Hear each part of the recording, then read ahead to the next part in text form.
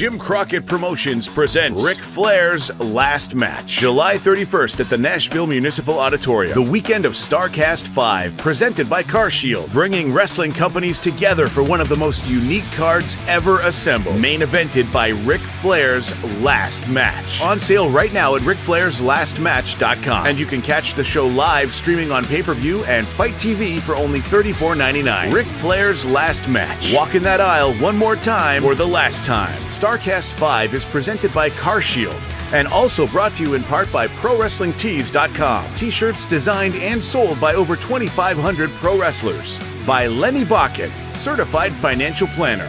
By POWERBOMB Pizza, pizza crafted and sold by pro wrestlers. POWERBOMB Pizza, powered by Kitsch Data.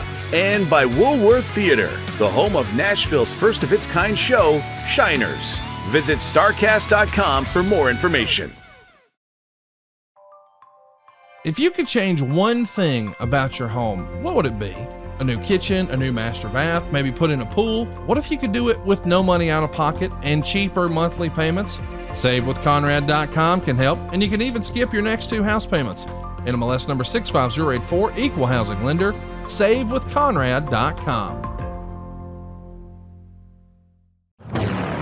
It made national headlines when it was announced that Ric Flair would be returning to the ring for one last match. And the story that unfolds leading up to that match will be told every Monday this month at 6:05 Eastern. We invite you to come along and witness the Nature Boy's path back to the ring for his last match. The behind-the-scenes discussions, the workouts, the promotion, the ups and downs, the blood, sweat, and tears, which will all culminate on Sunday, July 31st at the Nashville Municipal Auditorium, when Ric Flair will step through those ropes and enter a JCP ring for one last match.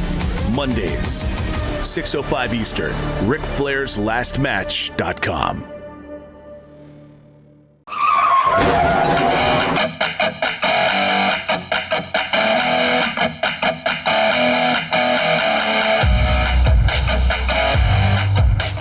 Hey, it's Conrad Thompson, and you're listening to Foley is Pod. And of course, we couldn't do it without the hardcore legend, the Hall of Famer himself, Mr. Mick Foley. Mick, how are you, man? I'm doing great, especially now that I see you have Fresca in your refrigerator. It's so refreshing. I didn't know you were a Fresca guy. Oh, I'll have that on hand every time for you now. And whenever I watch Caddyshack and Ted Knight says, "How about a Fresca?" Like, that sounds so good. Not that I watch Caddyshack often, but when I do. It's a great line. It's a great line. How about a Fresca? You know, another great line is Mr. In Your House. And can you believe we turned it into a shirt? A Mr. In Your House shirt. You know who I feel bad for at this juncture in time? Stone Cold. Because all of a sudden that Austin 316... Second place. Very much secondary. Yeah, and I know about secondary because I'm the #1 name in secondary pay-per-views. And you got the shirt to prove. I got the shirt. I was seriously thinking, now I believe I'm going to be cremated when the time comes, but this may be reason to rethink that just so I can have that tell me, on a headstone? On a headstone, here lies Mr. In Your House. With that logo. No one came through bigger when it mattered less. Is that not great? That's an epitaph for the ages. Yeah. No one came through bigger when it mattered less. I mean, we have to put that on a shirt. All right. Next time. Maybe the back of this shirt. Maybe the back of that one. Yeah. So, boy, we're starting off dark here. Where are you going to have the ashes spread, or do you just want to be on a mantle somewhere? Well, I've not asked the people at Santa's Village how they would feel about the Foley ashes being scattered, but that would be one. That'd be a main contender. Maybe just at 3 or 4 of the parks that meant a lot to me when I was a child. Throw in a little Knobel's Grove because what it's meant to my children. And maybe we'll see if Vince would let me drop the ashes in the ring before the main event of WrestleMania. I love that. Wouldn't that be great? That'd be fantastic. Yeah. Forget leaving, the Undertaker left his hat and gloves. Let's just leave Mick. Leave ashes. Well, I think in keeping with the Mr. In Your House theme, it should be maybe Backlash. Do it before the third match. Maybe the Undertaker could climb to the top of the steel, throw you off one last time. That's right. I mean, why not? King of the Ring, one last time. Maybe there's some room there where we can investigate. I love it. Well, let's talk about something that I've really been excited about talking about, because I don't think a lot of fans are familiar with this part of your career. We're going to be going back and talking about really what a lot of people refer to as like the birth of independent wrestling. Long gone are the traditional territory days. The AWA is really on its last leg. Yeah. It's down to the WWF versus WCW. But meanwhile, something in Philadelphia was growing. And when Jim Crockett Promotions is bought out by Ted Turner, became WCW, Vince McMahon essentially just ran everybody out of the game. And all that's left are a handful of these promoters who are really super fans who want to try to put their hands on the wheel. And the first name we're going to be talking about today is the guy who stood out above all the rest, Joel Goodhart. Joel Goodhart. A lot of our listeners may not be familiar with that name. Tell us about Joel and how you came to be introduced to him. Well, I met Joel, I believe, on a couple of occasions before Tri-State Wrestling. I think Joel did some appearances, fan club things. I know there was one day I couldn't make it to Philadelphia. For an appearance, travel or something of that nature. I came back, made up on the date. My wife was with me. I was wearing a green and blue striped sweater, and my wife just she looked out of this world. And it was I knew Joel even before he did Tri-State Wrestling. But when he opened it up, it was pretty much the precursor to ECW. Yeah. It was, it was really wild. Todd Gordon was one of Joel's financial people. He saw what Joel was doing. He liked it. You know, when Joel ran out of finances, and obviously ECW was different than Tri-State, especially in that ECW, they were bringing in top name talent to groom the younger guys, to legitimize the younger guys, whereas Joel's Tri-State, they banked on those names bringing people in. They weren't necessarily there to bring up the younger guys. Not that they were there to squash them, but they were there to draw on their own. And how they made money is beyond me, because the talent budget had to have been astounding. They were flying in 10, 12 guys, big names. And it became a destination. It became the place to go to if you were a big-time independent fan. Before we talk more about Joel, some of our listeners probably don't know the name Todd Gordon. Sort of, in your perspective, who was Todd and what was his contribution? Well, Todd was the owner of ECW. Eastern Championship. Eastern Championship Wrestling, before that fateful night when the... things changed. August 27th, 1994, Shane Douglas threw the belt down. That's right. I think after he did some great damage to it, right? Tried to damage it in some way. Well, I think he just cut a promo about it, about how the NWA was dead. Yeah. And it no longer represented this and this. This is a new era. And ECW became Extreme Championship Wrestling. But Todd Gordon was the original owner of that outfit. And right. I think he has...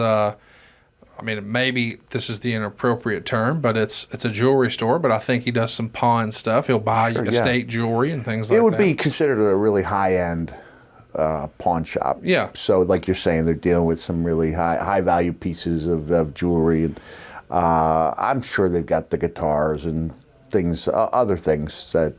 But it was really jewelry type stuff. Yeah. Not lawnmowers and VCRs. Right. Yeah. Either way, Joel is going to start running some shows in the Northeast, making a home base in Philadelphia.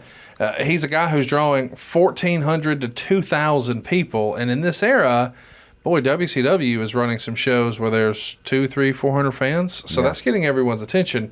But he's bringing in guys like Larry Zbyszko, taking on David Sammartino. But David has Bruno in his corner. So that is clearly a big price tag. He's got Tully Blanchard versus Bam Bam Bigelow in a steel cage match. He's got Kerry Von Erich taking on Jerry Lawler for the USWA title. I mean, this is a pretty big-time opportunity. And you've actually worked a little bit in this era for the UWF and your old pal there, Mr. Abrams. Oh, yeah. I think after Vice's Dark Side of the Ring, more people are familiar with him, but briefly describe who Mr. Abrams was and what a character he was. Herb Abrams was he was a visionary. I don't think he got to follow through on that specific vision, but he was able to make people believe in his vision, which is that he was going to use some of his Hollywood magic to become competition for WWE. And I was at the press conference when he talked about it. I was at the John Arezzi weekend of, I don't think it was called the John Arezzi Weekend of Champions, the Weekend of Champions. The first ever wrestling convention. Yeah. And it was amazing, like the names he brought in. Including Flair. It was Flair, it was Sting, it was Bruno, it was Funk, me, and maybe one or two other people. You didn't need 100 names at that time. It wasn't WrestleCon. It was, 5 super big names. And then, I just had that little run with WCW. I was honored to be part of that group. But nobody had seen anything like that. So they flocked out for that weekend. It was a great event, and it was there that I met Herb Abrams. Again, I had my wife with me. My wife, who was my girlfriend then, traveled all over the place with me before we had kids. And we both believed in him, He asked me if I'd be interested in being part of this thing. He went up there. I think he led off with, by praising me, led off his press conference by talking about how Ole Anderson was nuts to let me get away. And I don't recall hearing that Blackjack Mulligan was going to be his booker, because Mulligan was behind bars at that time. I'm not saying it didn't happen. I don't believe he said that Brody was going to work for him, because that was an impossibility. Since he had passed away. But he did not come across like a guy who was out of his mind. He had Spivey and B. Brian Blair as two of his biggest stars, and they got into a little something there, which you kind of, had to do to introduce a new product.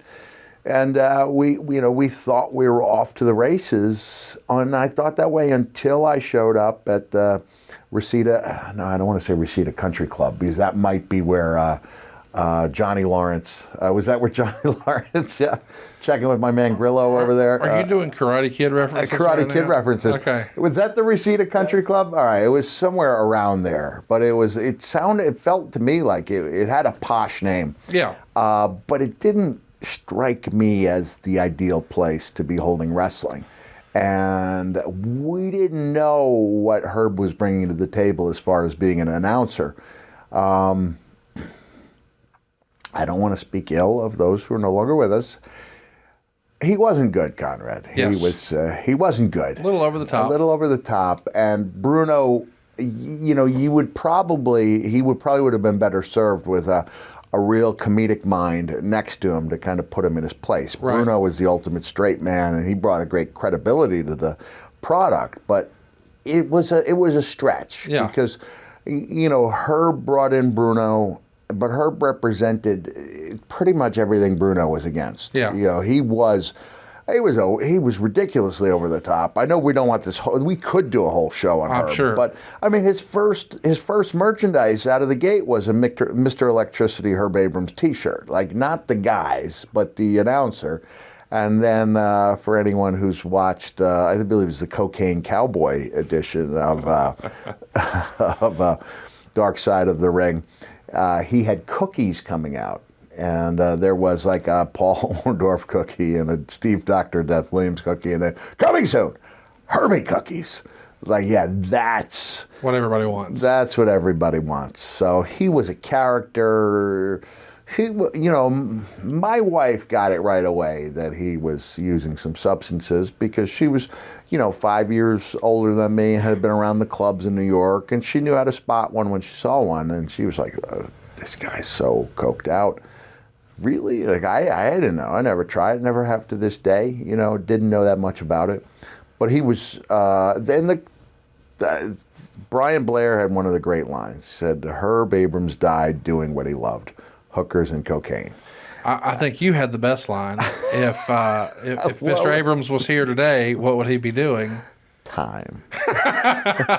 I just wanted to bring that up because, I don't feel like we can talk about Joel without at least drawing some sort of a comparison, good or bad. I'm sure they're way different. But Joel Goodhart's trying to do maybe the same thing that Mr. Abrams was, but it feels like this at least had what we're going to talk about today with Goodhart, had the respect of the hardcore fans. It really did. Yeah, because Herb threw a lot of great names. I mean, that's where I originally met Andre the Giant, was in Herb's dressing room. What a coup that was. He was bringing in huge names. I mean, his roster from top to bottom was really impressive, and then he wanted to push some younger guys, of which I was one of them. But you're right, the product kind of pushed away the hardcore fans. Yeah. And this one welcomed them. Like, it's a great tent, the wrestling fandom, and we get all these little niches, and it's great that there's something for everyone. Don't like WWE product? Guess what? There's 18 other things to choose from if you like. But Joel put something for everyone out there, the same way that ECW did, even though they were known as the Blood and Guts. They weren't really just that. Yeah, you could count on a great technical match and fans who would appreciate that. And Joel's was kind of the same way. They skewed a little bit heavy on the blood and guts, especially on their big shows. Yeah. Not so much on the, not as much. It was still there on the house shows, but on their big shows, they went pretty heavy, and I was a part of that. So we know Todd's background being in the jewelry business, and we know Mr. Abrams was in the plus size ladies wear business. And I'm a big girl now, I believe. That's a great name. Yeah, great name. As two plus size men, we can appreciate. I love it. Yeah, I'm for it. What was Joel's background? I don't really know. Isn't that crazy? Yeah. I just think it's interesting that we're all like, hey, what's going on here? I wanted to set the stage here. We're September of 1990. Eddie Gilbert's working an angle with Jerry Lawler in Memphis, and it's a pretty legendary angle. Eddie hits Lawler with a car on live TV. That's good. And this became a tape trading legend. Like, way back when, you couldn't just reach in your pocket, pull out your phone, and find any match in the world. There were these little underground trading communities. Sure. I was a part of that. I was too. But the idea that, wait a minute, somebody got hit by a car? I got to see this. It looked good too. Yeah. So what was your reaction seeing or hearing that? A good friend of mine, Brian Hildebrandt, who later refereed as Mark Curtis and was Jimmy Cornette's right-hand man in Smoky Mountain. He refereed and was a heck of a hand in the ring. He had a chance to do some wrestling with Randy Hales when Memphis took on Smoky Mountain. But Brian was like another teacher in the ring. He was a wrestling historian, loved the Memphis stuff. So Brian would have showed that to me, and I would have thought it was really cool. I would have been a little envious. I was going to say, that feels like you all day. To tell you the truth, I never had a chance to be run over by a car, but I... What a sentence. I've never had the chance to be run over by a car.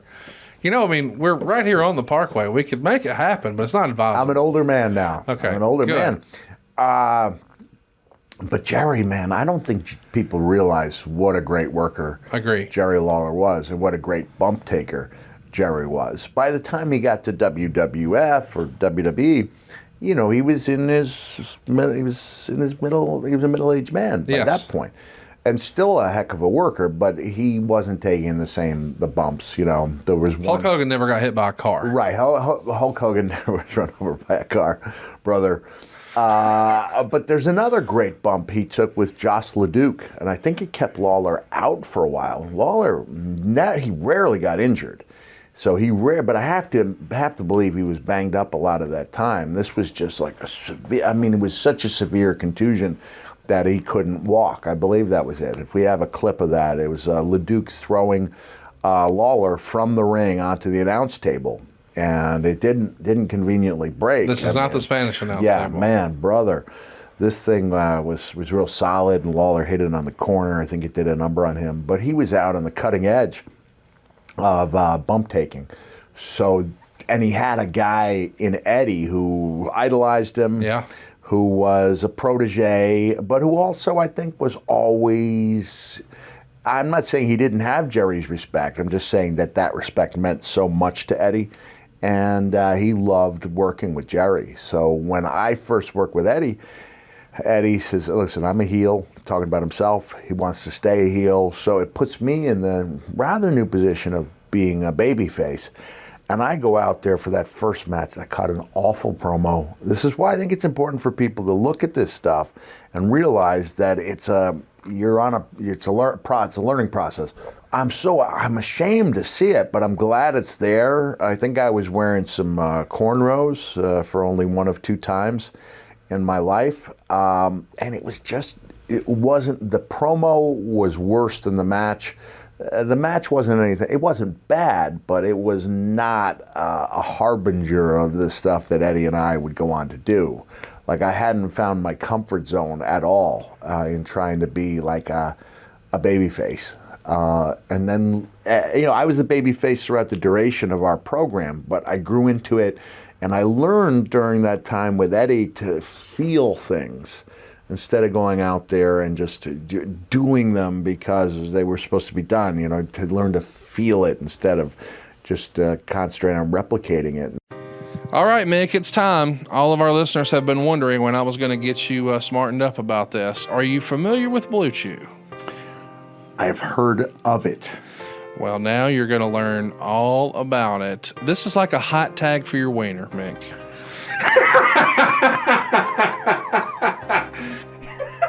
Okay. Are they going to use that in their... Yeah. Here's the deal, boys and girls. You know all about Blue Chew. Even Mick does. And Mick is a podcast rookie here, right? But You know this episode's sponsored by Blue Chew. You knew that as soon as you clicked play and you saw my name. Blue Chew is a unique online service that delivers the same active ingredients as Viagra and Cialis, but it's chewable tablets. And Mick, you'll love this at a fraction of the cost. Fraction of the cost, really? Now, I like that. Now, here's the real reason on that, Mick. They are basically offering like almost the generic version.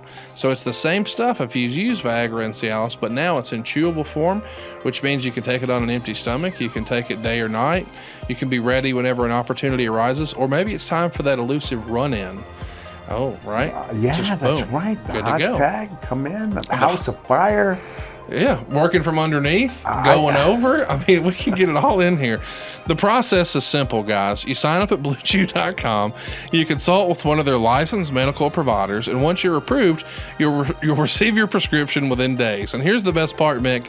It's all done online. That means no visits to the doctor's office, no awkward conversations, and no waiting in line at the pharmacy. And I know this is important to you, Mick. Blue Chew's tablets are made right here in the USA. The good old red, white, and Blue Chew. It's prepared and shipped directly to your door, all in a discreet package. But Mr. Foley, there won't be anything discreet about your package with Blue Chew. So, boys and girls, check this out. If you could benefit from extra confidence when it's time to perform, Blue Chew can help, and we've got a special deal for our listeners. Try Blue Chew for free. Can you beat that price, You Mick? can't beat it, but you got to have the disclaimer about side effects, right? Side effects include smacking the mat, Yes. firing up into a fighting position and saying, come on, and rushing your hair. Come on, you son of a... come on. And if you're not careful, an accidental eye poke. I mean, you never know. You just never know.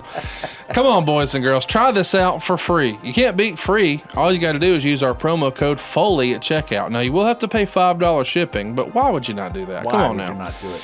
It's BlueChew.com. The promo code is Foley. You receive your first month for free. Just visit BlueChew.com for more details and important safety information. And we thank Blue Chew for sponsoring today's podcast and apparently Mrs. Foley's baby boy. I don't know, but you're going home with some today, and I'm going to need a report back. I am a scientist. Okay. I can almost assure you that you are going to become my wife's least favorite person. Really? By virtue of giving me You're going to be pestering her all the time? Possibly. Hey, here's what's good about you in particular. You had 3 bites at the apple at the Royal Rumble. Yeah.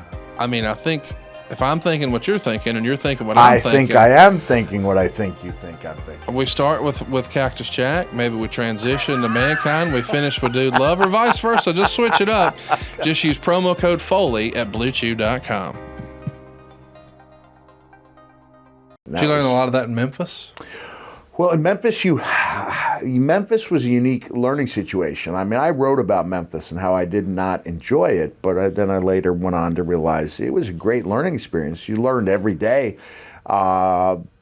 the nature of the territory meant you had to be constantly changing up your matches because you were in the same venue every week. You were in the Mid-South Coliseum in Memphis every Monday. You were at the, I'm not calling it the Yum Yum Center no matter what. It was the Louisville Gardens on Tuesday.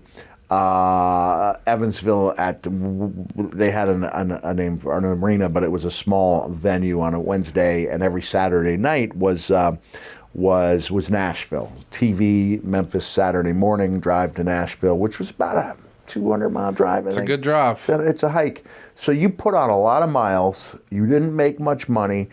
And it for me, at least, as a northerner, I was kind of ground down. It was really valuable because there were guys like Robert Fuller who did believe in me, and I remember specifically, all right, I like how this feels. Like, I'm not saying that there were just a few people went out of their way to make life a little more difficult for me than it needed to be, and I remembered that as well. So it was a really valuable learning tool as far as how to treat people. But you don't have to give any names if you don't want to, but can you give an example? Well, man. Well, I got caught talking to a girl in a wheelchair who had muscular dystrophy, and you're a heel. I'm a heel. You're not supposed to be nice to people, right? So my job was threatened, and this is. I mean, I wrote this about Randy Hales, and Randy and I have mended fences a long time ago, and I'm grateful for the opportunity he gave me. But he had that talk with me about how many letters he got per day, and he sees one of his heels out there talking to a fan. And so the irony of the situation is that I did go on to be good friends. Terry DePriest was the young lady's name, and she passed away in 1991 and was one of my best friends by the time she passed away. So that family kind of took me in. I had Thanksgiving at their house. Wow. In November of 1988, and Gary Young and I had I don't know if it was that week or within a few weeks, because we were gone shortly after Thanksgiving from the territory, and gorgeous Gary Young and I won the tag team titles. So at that time, well, let me just give you her answer before I explain what the process was at that time. I stay over her house after the show on Wednesday night, and got the title belt, and I say, I bet you were surprised to see Gary and I win those titles. She goes, not really, I heard you won them the last night, 2 nights also. Because at that time, you would not just win it once, you would win the titles in every town. Until TV. That they ran regularly, and then they wouldn't say which town you won it in. So each crowd thought that by the design was each crowd is supposed to believe they're seeing the title change, but the fans talk to each other even before the day of the air. They won it last. So the idea of not smartening up the fans, they figure it out because you did it. They figure it out quickly, and I think on the list of offenses, I would say that switching titles in 4 different cities is a more major offense than talking to a young lady in a wheelchair. I would agree. Yeah. So, but kayfabe was still in. You still wanted your bad. This is a talk Skandor Akbar had with me in 1989 in World Class, that I was somebody who was nicer to the fans than they wanted, especially in a place like World Class where you're hitting that same venue, Sportatorium, every Friday night, every Saturday. You got to be hateable. Yeah, they get to know you, and and plus you can sense these things. So that was a knock on me, that I was too nice to the fans, and there was something in what Randy was saying, but it's still, I think, less of an offense. And now it's something that's completely understood and encouraged. Yes. If you're in WWE and you're in AEW, you take your time out of your day to spend with somebody who's been struggling their whole life. Unless you're MJF, because you're just a despicable human being. Seriously, a few years ago at StarCast, we saw him bless out a kid in a wheelchair. I know. And I was like, wow, okay. I see those things. I'm like, The kid loved it.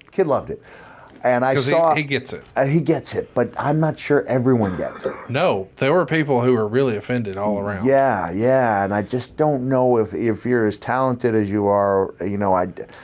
Look, the days when Abdullah the Butcher, I used to get on a flight with Abdullah, and a flight attendant would come over, and Abdullah would get these eyes, like he would do it to her too. He would do it, and she would go to check, and then the woman would just withdraw and walk away as quickly as you could. And Abby's idea was, that's how you get over it. You spread the word, one by one, that person's going to talk to somebody else. So in '80, I got to world class in 1988.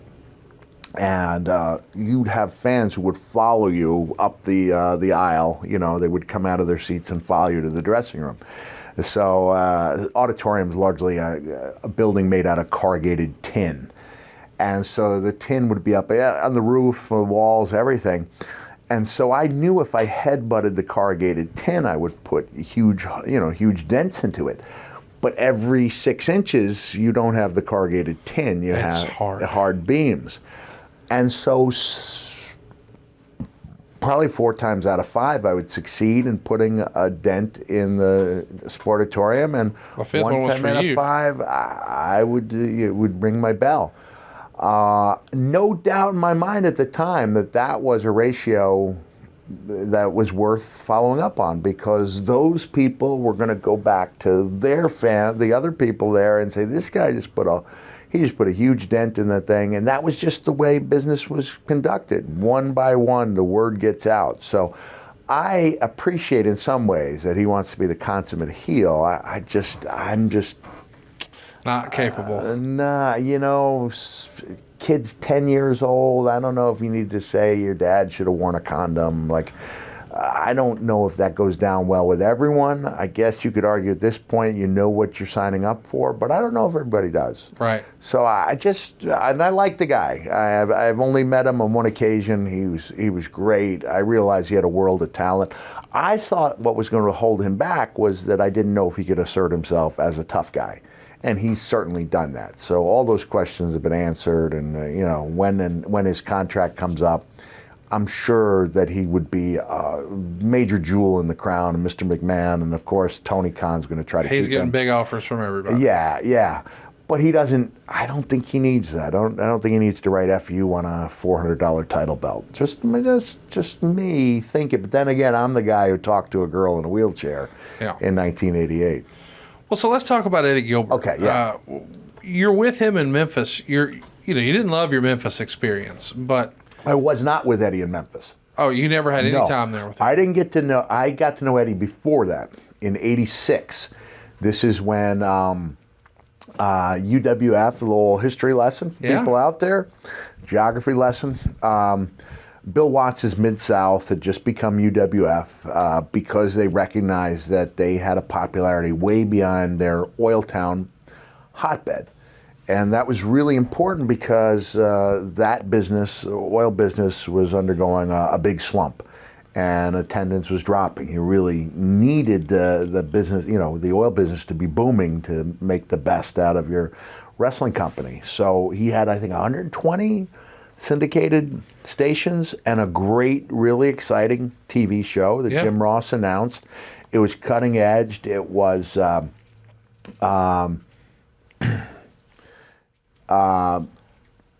great storytelling. One led into another. There's a word that episodic. There you go. I'm ashamed. 5-time New York Times best-selling author, and 2 of them hit #1, and I couldn't come up with episodic.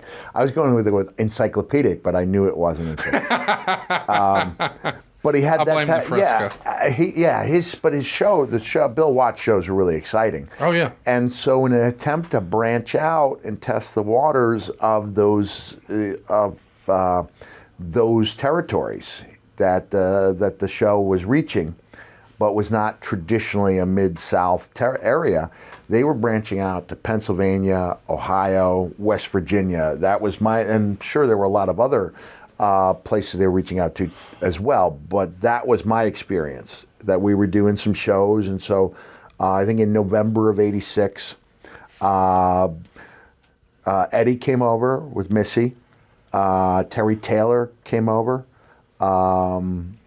Buddy Jack Roberts came over. I think Chris Adams came a couple months later, 2 or 3 months later when we ran some other towns. But those were the first people we met. And to get this type of feedback from Eddie Gilbert, right? I think Eddie was like an assistant booker there at Mid-South. And to get the feedback coming off the matches I was having with Shane, that we were guys that had a future. You know, to be taken under the wing of not only Eddie, but Buddy Roberts, that was a big deal, right? Yeah. That was a big deal. And it was really, to get that kind of feedback. DiNucci wasn't a big back patter, right? And he wasn't a guy who gave compliments lightly. But when Shane and I came back from our first match, Dominic would have us on first to set the tone. And he said, these guys can go anywhere in the world with that match. And that was a big compliment. Yeah. And so we really started believing that we had what it took to be somebody. If we were good enough to wrestle in Mid-South, which Shane, or UWF, which Shane later did, but I did not, but largely because of a mishap I had with Sam Houston in a match that Sam and I still talk about every time we see each other. Do you know the mishap? I do not, no. So word's getting around, and we'll get back into Eddie, but I've been given the opportunity. I think this is by the third time that UWF is running the Pennsylvania, Ohio, West Virginia area, coming off a match I had with Chris Adams in Ohio. I'm trying to think of the name of the town. Hopefully it'll come to me. It was one of these moments where, even though I talk in my show about the first time I hyperventilated being during my tryout match with WCW in '89 with the Steiner brothers, I came close to hyperventilating against Chris Adams when I had him in a rear chinlock, because the crowd was getting with it in a way I'd never experienced. I only had a few years then, and Chris Adams was a great worker. I think in the bigger scheme of things, he's really unheralded.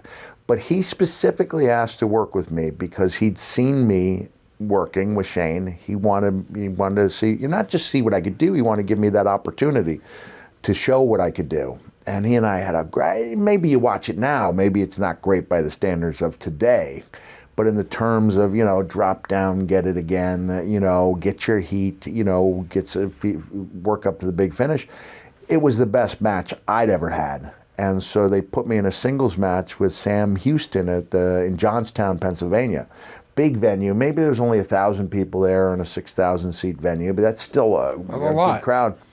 And Sam and I did not have the opportunity to talk. That's going back to Memphis. That was one of the great things about that territory, is that there were places like the auditorium in Nashville, wasn't the auditorium, it was Fairgrounds, Nashville Fairgrounds, where you did not see your opponent beforehand, and you had to come up with a match in the ring that wasn't like the match you had the week before.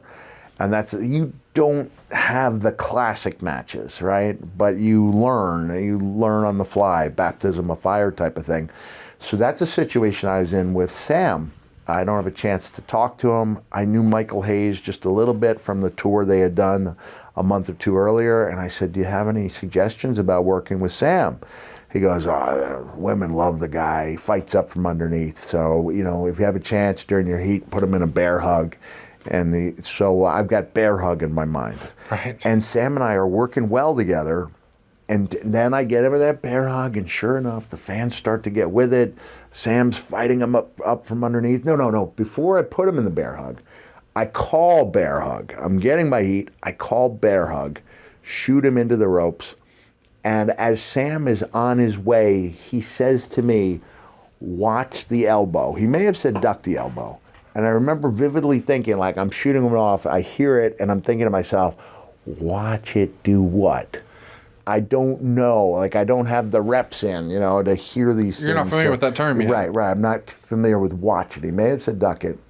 And suffice to say, Sam comes off the ropes with an elbow that misses me by this much, and I took a bump. Big bump. And I just felt my heart, go down to my stomach. And I sensed then I just blew my opportunity. Now, I got on him, I got some heat. We went home. But I was just kind of despondent. I went out, whatever little hotel, nightclub was there. And I was just down, really down. And Brian Hildebrandt, Mark Curtis was trying to cheer me up by telling me the story about a battle royal where a guy's expecting a kick to the back of the head. There's only 2 men in the ring. A fan throws a box of popcorn, hits the guy in the head. He thinks it's the kick. He takes a bump over the top. And it's funny, but it doesn't necessarily make me feel better. Yeah. And I would say that one move cost me that opportunity. So that would have been 87. I'm still in college at that time.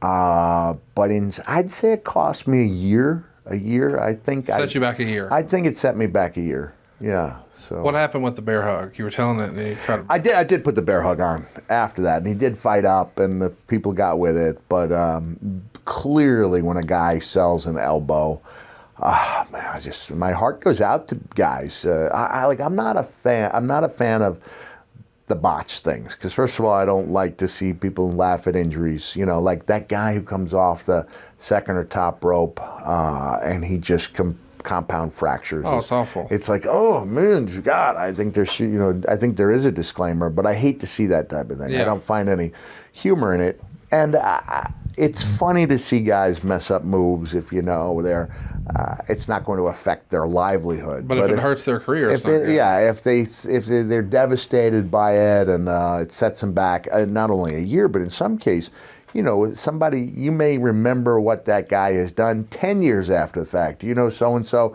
well, Rocky Balboa says, they don't remember you, they remember the rep. He's talking about Little Marie, who hangs out by the Atomic Hoagie shop. So they don't necessarily know you, they know the rep. They remember you as that guy who messed up that move. So that was a devastating It's setback. also how you respond to it, though. I'll never forget, live on Raw, you're in the ring with Rock, his sunglasses fly off. That's not planned. Yeah. You've immediately improv and make the botch hysterical. Put it on his head. The Rock thanks you for that. It's tremendous. And then it wasn't shown on SmackDown. You would have seen it in a clip after the fact. And at the time, I know we're jumping decades here, generations even, but what we were looking for out of that program with the Rock and Sock connection was for the Rock to embrace me, not physically, but all right. Warm up to the idea. Warm up to the idea, and then once I gain his trust, boom, I'm going to turn on him. 2 things happened. One, it took off to an extent that none of us would have thought on paper. People loved it. To the point where people still talk about it. That was 24 years ago. And it wasn't that long. Yeah, we didn't run that long. So the idea that the Rock and Sock connection are up there on WWE's top 10 list of tag teams. It's hysterical. It's ridiculous. Yeah. It's like Rock and Roll Express. They're still together, right? 40 years. Yeah, yep. Road Warriors, Midnights, and then there's Rock and Sock. We're together for 8 weeks. Yeah, 8 weeks. But we were also looking for that moment where Rock would, embrace me. And so when that happened, I was like, here's the moment. This is the moment. In my head, I thought that to myself. Then I watched the show when it comes out a couple days later, and it's not there. I can't remember who I asked. They said, we didn't think that'd be good for The Rock's character. I was like, this is exactly what we were looking for.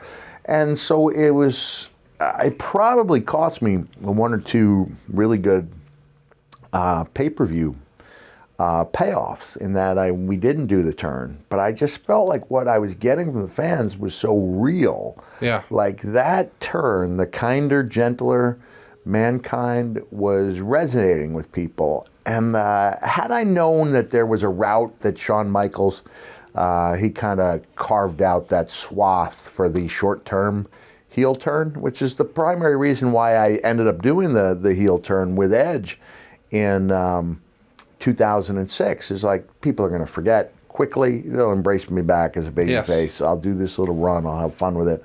But at the time, what I was doing felt so real that I felt like I'd be betraying the fans in a bad way. Right. Not in a good way to get heat, but in we wanted this. We wanted this, and you took it away from us. All right, boys and girls, you know what time it is. It's time for me to tell you about chili sleep, and I was just telling Mick about it, and here's the thing about this, Mick. Science tells us the best way to achieve and maintain consistent deep sleep is by lowering our core body temperature. And you've lived in the South. You got to have a ceiling fan in your bedroom. It's like required by law down here. Yes. Well, here's the reason. Temperature-controlled sleep is going to repair your muscles after a hard day's work. It's going to improve your cognitive function so you can always start your day feeling sharp and alert. And that's been my experience. I have a Chili Sleep. I've got the Lawler system. I've had it for over a year now. It's changed my life. What I've got now is a customizable, climate-controlled sleep solution that improves my entire well-being. Now, they make the Lawler. You can also check out the Cube Sleep System. Either way, we're talking hydro-powered mattress toppers, right? It's temperature controlled. It fits over your existing mattress to provide you your ideal sleep temperature. Let me explain, Mick. My wife likes to sleep a little warmer. Right. So her side, she wants to be at like 75. I like to sleep a little cooler. I want to be at like 67. Yeah. I get a perfect night's sleep at that. But before I had Chili Sleep, Mick, I'm cranking down the AC, I'm flipping the pillow. Now I'm paying to heat my laundry room. I don't need my laundry room to be cooler. I need my bed to be cooler. Chili Sleep has made that happen. This is perfect for you to get that deep sleep, whether you sleep hot or cold. Chili Sleep systems are designed to help you fall asleep, stay asleep, and give you the confidence and energy to power through your day. Real quick, listen to this now. Imagine waking up and not feeling tired. Chili Sleep can make that happen. They've made it happen for me. Prior to Chili Sleep, Mick, I was sleeping like 5-6 hours a night. With Chili Sleep, I'm 7, 8, 9. I even slept 10 hours once with Chili Sleep. It's unbelievable to wake up and not feel tired. Sounds incredible, because I'm the same way. My wife likes it hotter. Mm-hmm. I like it cooler. Mm-hmm. I lose out. Of course. Lose that argument. I'm a guy. It's what we do. Yep. And a guy in a successful marriage has to learn to admit he's wrong, even when he knows in his heart he's not. Every once in a while. Correct. Has to learn to make the thermostat the wife's realm, but now we get our say. Well, yeah, man. And here's the thing, too. You don't want to wake up all hot and sweaty. You're not going to get a good night's sleep. You're going to get up and pee. You're going to be fighting with the covers. None of that anymore. So head on over to chilisleep.com/Foley to learn more and save 30% off the purchase of any new Cube or Lawler sleep system. This offer is available exclusively for Mick Foley listeners and only for a limited time. That's CHILI sleep.com/Foley to take advantage of our exclusive discount. Wake up refreshed every day.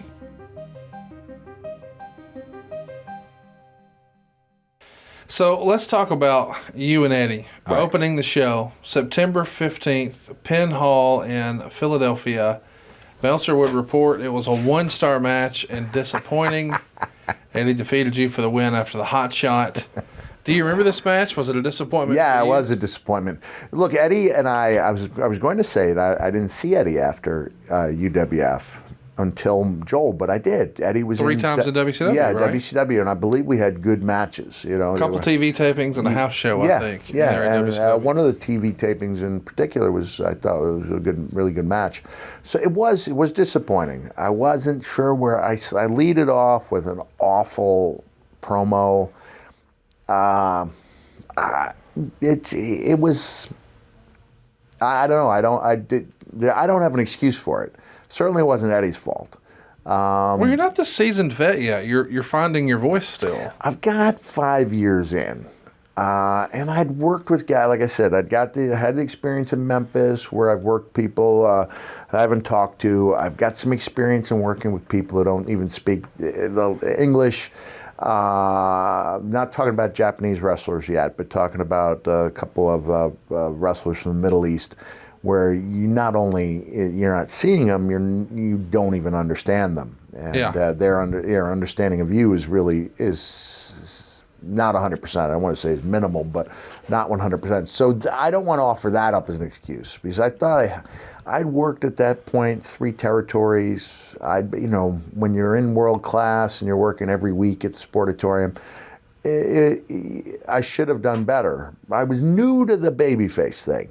And this is before I realized, the best way to be a good, effective babyface as a character is to embrace that same character you were as a heel and do the same things people liked enough about you as a heel to kind of turn you. Don't change it all. Right, don't change it all. And here I was trying to be Ricky Steamboat. I think I may have thrown in an arm drag. Yeah, Ricky Steamboat with cornrows. So it was. Did you lose a bet? Why did you have cornrows? Did you go to Jamaica with the wife? What was the deal? No, I think I had a friend who I helped train named Sonny Blaze. And we went off somewhere to do a show, and he knew someone who did hair, and so I can't remember, I had the whole thing done. When I met Herb Abrams, I had like 4 rows done. I believe I even had like little teddy bears, which you're asserting your masculinity. If you don't care that you're wearing teddy bears in your cornrowed hair, like you don't care about too much, as far as what people think of you stylistically. I think I may have had this was all decked out. So it was considerable amount of time went into this, but I think again, it was Sonny Blaze's friend who did it.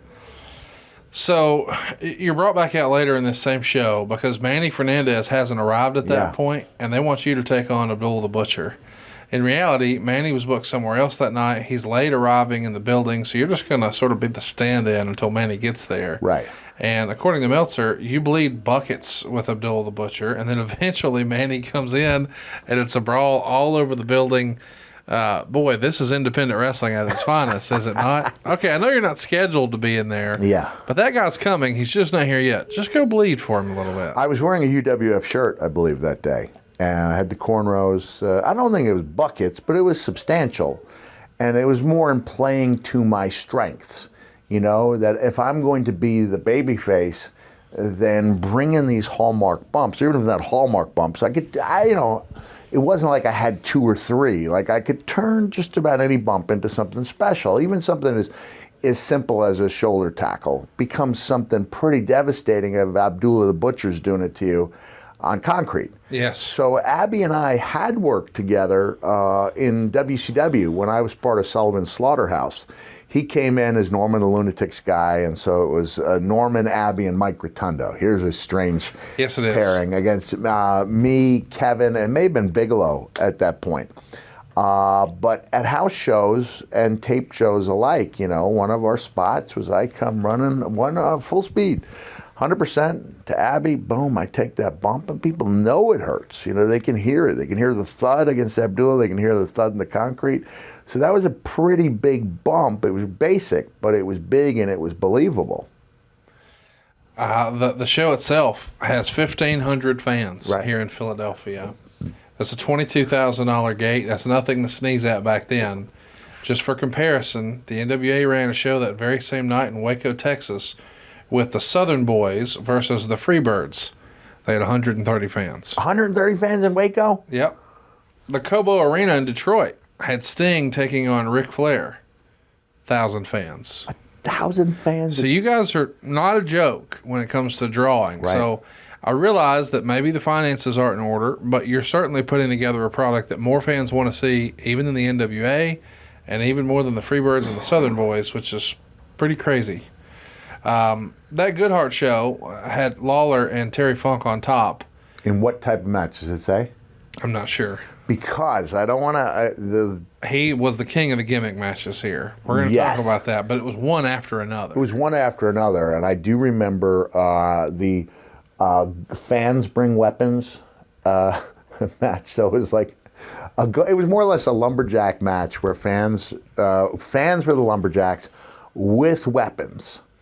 And let's just say the fans learned to embrace the idea of using the weapons on Lawler more than they did Terry Funk, because the first time they throw Terry out, he gets hit. Well, I can't remember what kind of weapons they had, but Terry's got a weapon of his own, that huge left hand. And I think the first time he dropped somebody, I don't know if he dropped him or if he just swung, that was a message to all those fans that they were going to stay as far away from Terry possible. So fans with weapons, anytime Funk throws Lawler over, they go to Lawler, do a little something, rolling back in. Anytime they throw Terry Funk out, those fans with the weapons, they kept their distance. So there was only the one time where they dared come in because they knew they were going to get hit. Yeah. They signed their disclosure, whatever they signed.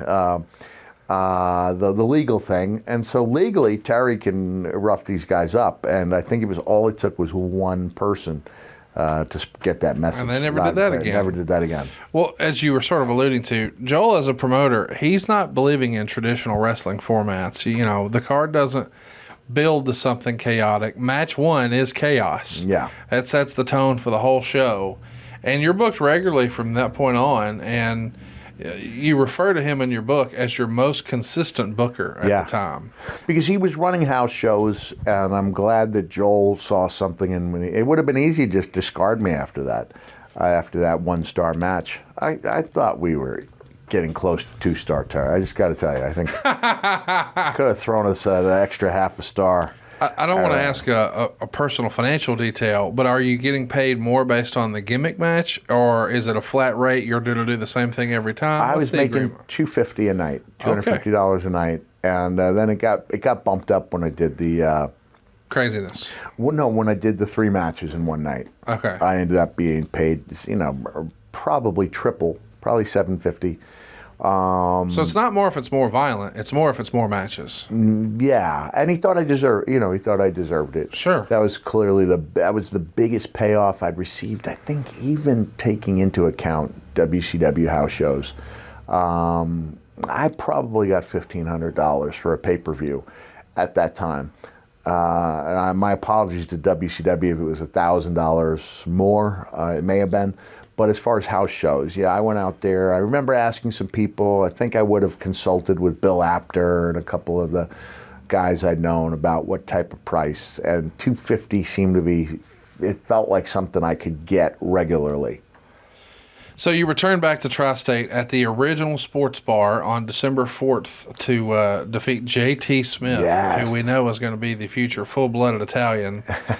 J.T. was also known to be a risk taker. He was, yeah. And so JT liked the stuff I'd done in WCW. It seems funny that I only had this 6-month run, but I was seen as something of a star, by the talent in the dressing room. I was seen as something of a veteran, even though I only had the 5 years in at that point. And JT and I had some good matches. I remember that one, as I believe I had the missing top teeth, and that one of the other teeth went through my lip. So I believe there's a photo of me being able to squirt, water or whatever. I may have had a shot of alcohol just for its healing properties.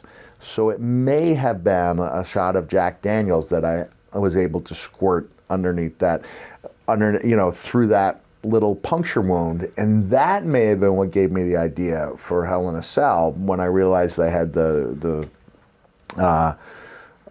big puncture that I was trying to stick that tongue out through that puncture wound, and it was much bigger. It was a 14-stitch wound to stick it out and wriggle it, and you never saw it wriggling, and it just looked like I was smiling. That's where JR came in with that. By God, they looking at me smiling, and it was a great look. But so the match, it wasn't JT's fault in any way. It's just that a working punch, if it catches you here and because of the layout of the teeth, you risk a little bit of damage. But I remember that being a good match. I thought it was a good match. Well, next up is the quarterly show for Joel. It's going to be the Winter Challenge number 2. It's March 2nd from Penn Hall, once again in Philadelphia. This time it's Falls Count Anywhere, and you wrote in your book, it's your favorite match of your career until Beach Blast 92. Meltzer had this to say: Cactus Jack pinned Eddie Gilbert in a brawl all over the building that was said to have been incredible when Eddie's valet, Veronica Lane, threw her shoe to Eddie, but Jack got it and used it. Cactus took crazy bumps and suplexed the table onto Gilbert outside the ring. 4 stars.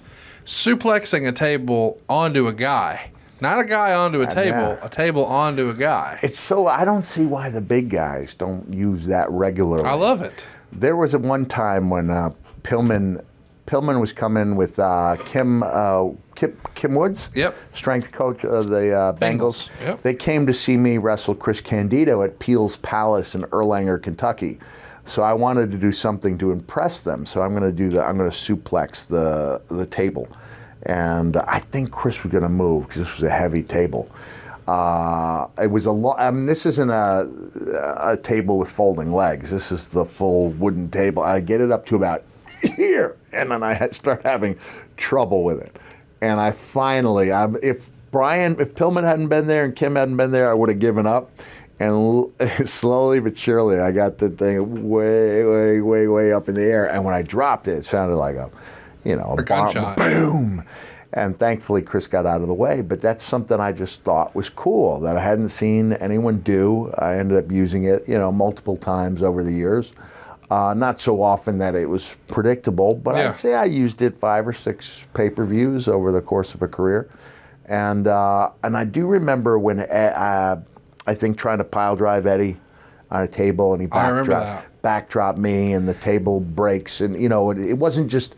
It was like, boom, the one leg gave way, which was a more dramatic fall. It felt real. It felt real because Eddie then tumbled on top of me, and you had the major, double cell. Even your placement on the table, it was more towards the end, not the middle. So when he backdrops you off, it's not just through the table like you would see a lot in the mid-'90s in the WWF. Yeah. I mean, you're off the thing.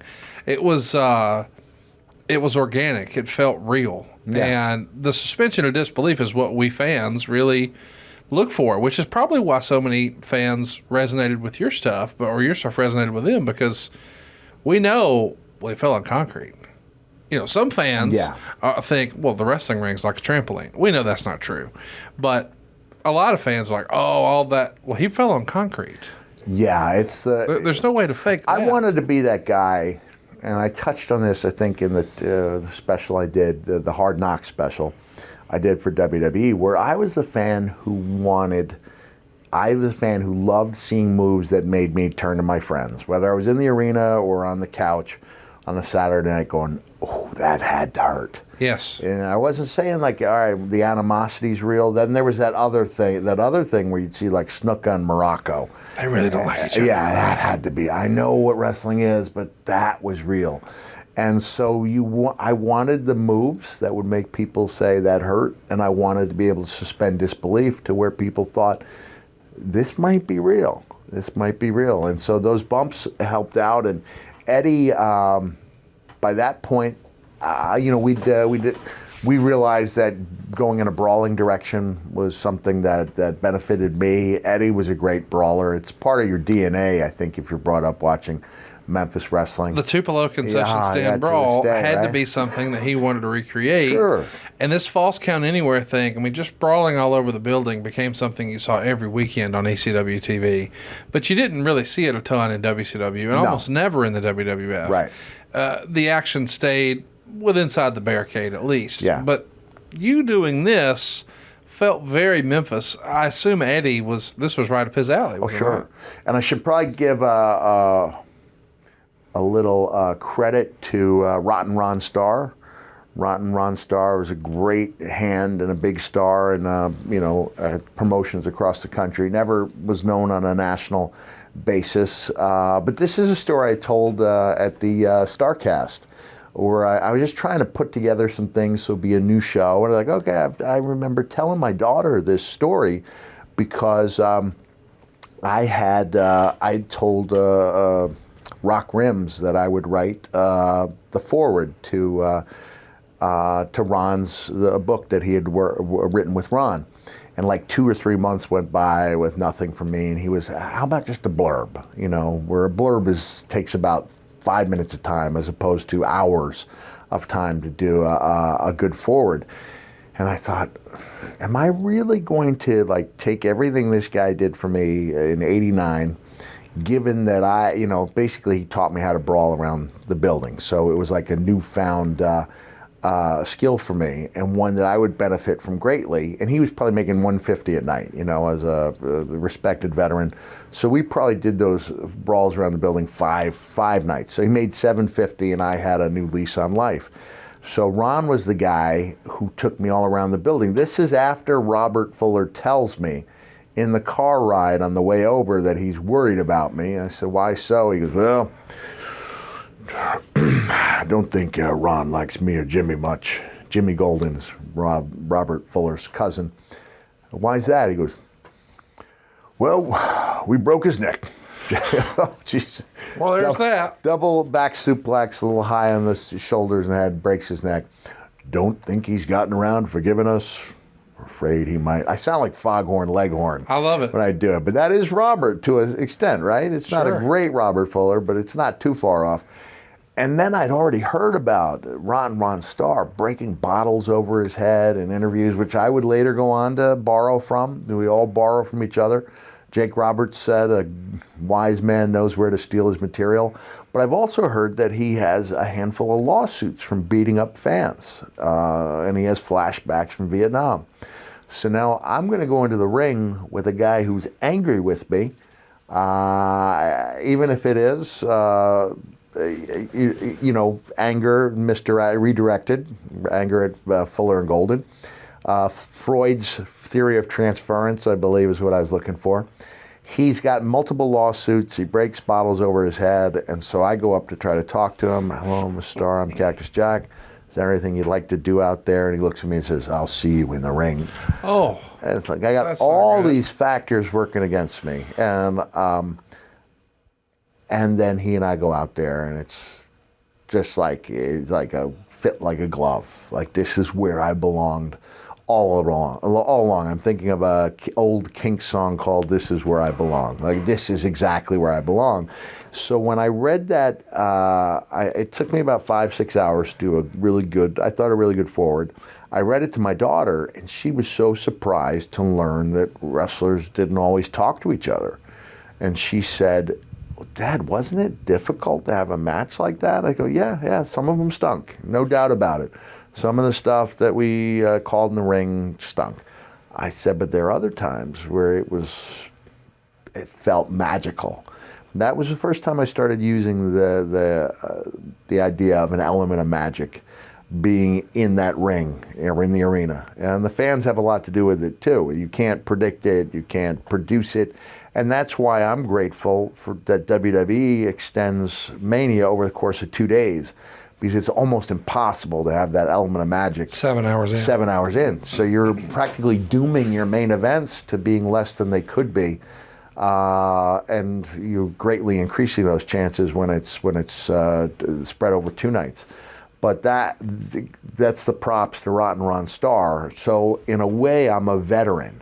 By the time I have this brawl with Eddie Gilbert, I'm a veteran of doing these type of matches, because I'd gone to, say, Guam, with Dick Karakoff, and I'd had these wild matches with Rambo, who was at the time the spitting image of Stallone, to the point where the fans in Guam and Saipan, they thought he was the guy. He would go out there. I don't know if you're familiar with this, Rambo, but he was a table-breaking specialist as well. Sure. So he loved doing that stuff, and the matches were wild, and they were believable. So by the time Eddie and I got in there for that match for Joel, I'm not trying to be a babyface I was never supposed to be. I'm not trying to be Ricky Steamboat with dreadlocks.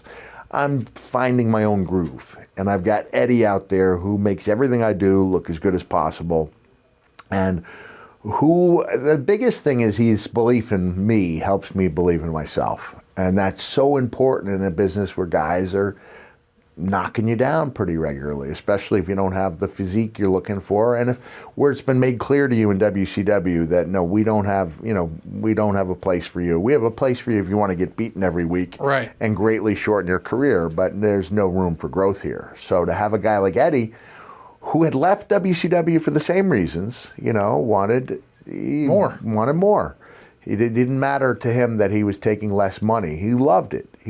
So Eddie also knew how to keep open lines of communication with the newsletters. He did, yeah. Eddie was talking to Wade Keller on the regular. And he knew how to become an internet darling before that was a thing. And he did that. But when you come back through the curtain, if you will, after this Falls Count Anywhere match, you and I have recorded some really good podcasts that I'm pretty proud of. Me and too. Afterwards, you said, hey, man, this had like a big match feeling to me. Yeah. When you come back through the curtain after doing that Falls Count Anywhere, after feeling some ups and downs in your career, did you think, damn, that's it? Yeah. That's TV stuff right there. Absolutely. Just a few nights ago, I was thinking about the house show match for NXT with Charlotte and Sasha Banks. And it was the first time that the women had main evented an arena show. I think that the women had, Trish and Lita had done it. And in fairness, I think Mickie James and Victoria, or Mickie James had done it with somebody in TNA. But this was the first time, under WWE auspices, and I was able to sit right up there, like with Joey Styles at the announcer's table, and they had, they just had such great matches. It was the first time that, like I said, it was really a historical match, and I was able to bring 3 of my 4 children back to the dressing room with me, and just enjoy that glow. Like I was getting it by association, but I reminded me of how much I missed that feeling of walking through the curtain and knowing you'd done something special. And so I've reached out a few times, to talent over the years when they're really happy. And I said, was it one of those nights where you don't want to go to sleep because you're so busy reliving it? And it's like, exactly, that's exactly what it's like. So that's one of the things I miss the most. And that's why it was so great that I had that feeling when you and I were done, because it's not a feeling I get every time I go back to WWE. Like you understand there's 15,000 people there on a certain level. This should feel more special than it does. But then like when Triple H and I and Stephanie nailed that one interview segment, I think in Detroit, the week before I was fired as GM, like that had that magical element to it.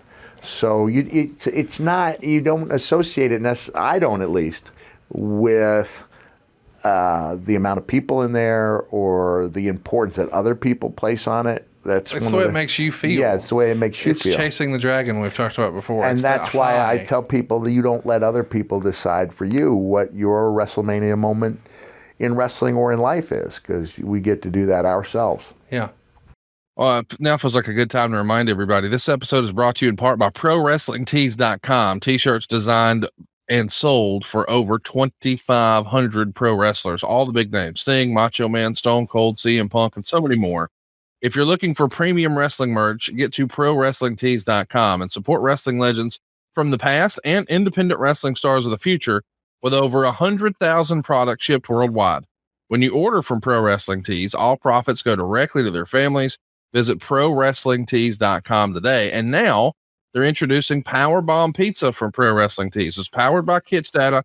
POWERBOMB Pizza is pizza crafted and sold by pro wrestlers. POWERBOMB Pizza is the first delivery-only pizzeria with over 30 locations that combine wrestling with handcrafted classic pizza recipes.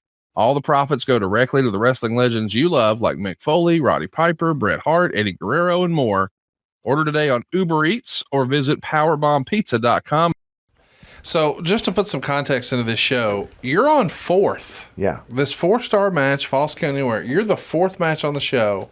The match before you was Ivan Koloff and Manny Fernandez in a Russian chain match. Yeah. Now the match after you is the Sheik, yes, that Sheik, versus Abdul the Butcher. After that, well, it's Tony Stetson and Johnny Hotbody in a barbed wire match. And the main event match is what you talked about earlier, Lawler Funk and a fan participation lumberjack match. And people used to give Russo stuff about too many gimmicks. Woof. Wow, right? Yeah. And so I know we're going to talk about me and Eddie and the barbed wire, right? Yeah, of course. So are we jumping there now? Well, let's ease through there. All right. Joel's keeping booking you on these shows, and you're actually trading wins with David Sammartino on a couple spot shows. Okay. David Sammartino is not a name we hear a lot about these days. Everybody talks about Bruno. I've always felt bad for David. It felt like those were shoes that were almost impossible to fill in the Northeast. And his dad had a on-again, off-again relationship with Vince. That couldn't help. What can you tell us about David? You probably got to know him a lot better than any of us will. I did. I had really good matches with, not really good, they were good matches. For Herb Abrams, for Joel, a couple independent shows. But he never really escaped Bruno's shadow. The last time I saw David, he was really standoffish with me. And then I went to him, I said, David, do we have some type of heat I'm not aware of? He goes, tell you the truth, I'm not very happy with what you said about me in your book. And I said, what did I say? He goes, so you're telling me you didn't say it? I said, no, if it's in the book, I said it because I wrote it. I don't know what it is I said. He goes, forget about it, it's water under the bridge. I said, no, but it's water under the bridge. That means you forgot about it. Clearly it still bothers you. So I saw a fan who had the book. I look it up and it says that a guy named Dave Crusher Klebanski, who was one of DiNucci's trainees, he had a world of potential, but he was good friends with David. And he took a lot of career advice from David. I said, It Dave Klebanski would have gone farther had he not listened to David, whose own moves had not been fruitful. Yeah. And so I read it and I said, David, this is true. I said, you should have done more in the business than you did. And it was also really strange that David was selling his gimmick photos for like $2 and $4. Like, he didn't understand it wasn't still 1990s. I remember having my first photos, ABC photos, and black and white was $2. Color, brother, that was $3. So, and then David and he had one of the worst matches I've ever seen. It was with Larry Zbyszko, and it wasn't. I won't say it was Larry's doing. You could ask Larry. I love you've been so polite. I mean, and here's the thing. He just had the worst match I'd ever seen. It was the worst. It was the worst match I've ever seen. And I don't know what happened. If I had to guess, I mean, this is now me speculating. David is so lean and his diet is, I'm guessing he doesn't get enough vital oils and fats in his diet. Because it does me nothing it does me no good at all to hammer home how bad that match was, but I'm trying to make an excuse for him. It was an essential oils issue. Sure. I think. We got to get a sponsor for him. But David, he was a really good hand, but he walked out of a few territories, and here I am. I'm gladly talking about territories I left.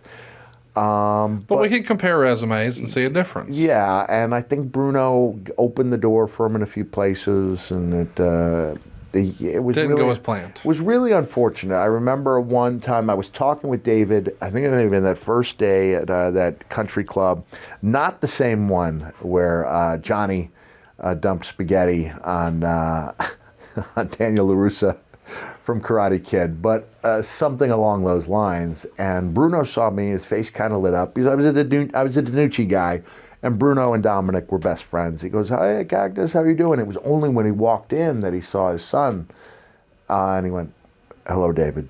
And David said, "Hello, Dad," and that was it. So it was a strained relationship. I hope it got better by the time Bruno passed. I mean, I wish that for every father and son. I hope it did, but it was estranged, and I apologize, not for what I wrote. I apologize. I mean, I'm sorry that it hurt David's feelings, but facts are facts. Absolutely true. Yeah, it was my opinion, but I think my opinion is justified. So, when or how does Joel come to you and say, "Cactus, let's have a barbed wire match"? He does present it pretty matter-of-factly, and I say, "Joel, I will do it, but only if we are the first match on the card to have blood." And Joel agrees to that, my own stipulation, because I'd always wanted to do a barbed wire. You had never done one at this point? I don't think. No, I had. I'd done one in Memphis with Robert Fuller and Jimmy Golden. It was me and Gary. It was our last match of the loser leave town match in Memphis, and I liked it. This was the old style where the barbed wires put up in addition to the ropes, not in replacement like would become the Japanese style. So it's not as dangerous, because the danger in the Japanese style, you get hung up. You get hung up, or even you just catch it and it tears you. Oh. And there's that clip where Sabu, I think in a rare visit to the emergency room, I think he had to go. He glued it himself. Did he glue that himself? He tried to tape it in the middle of the match. He tried to tape it during the match. He super glued it in the back. Okay. But his muscle's hanging out. It's unbelievable. We're talking Born to Be Wired, August of '97 in the arena, the ECW arena with Terry Funk, if you're not keeping up with you and I just clicking on that. But one of the most this is one of those issues I point out, is that in addition to, all right, we're not a real sport. Because in a real sport, you get knocked unconscious like I did at this, during the cell. The game is over. Yeah, game's over, right? And it is now, this is the wise thing that I think every major wrestling organization stops a match. Kevin Nash came out, and let me finish the one story, and then I'll talk about Kevin in TNA. and getting some heat for it too, for standing up for the guys. But this, in real sports, the match ends, contest ends when someone's knocked out. Contest ends, somebody loses a body part. You would think. You get a gaping wound that would.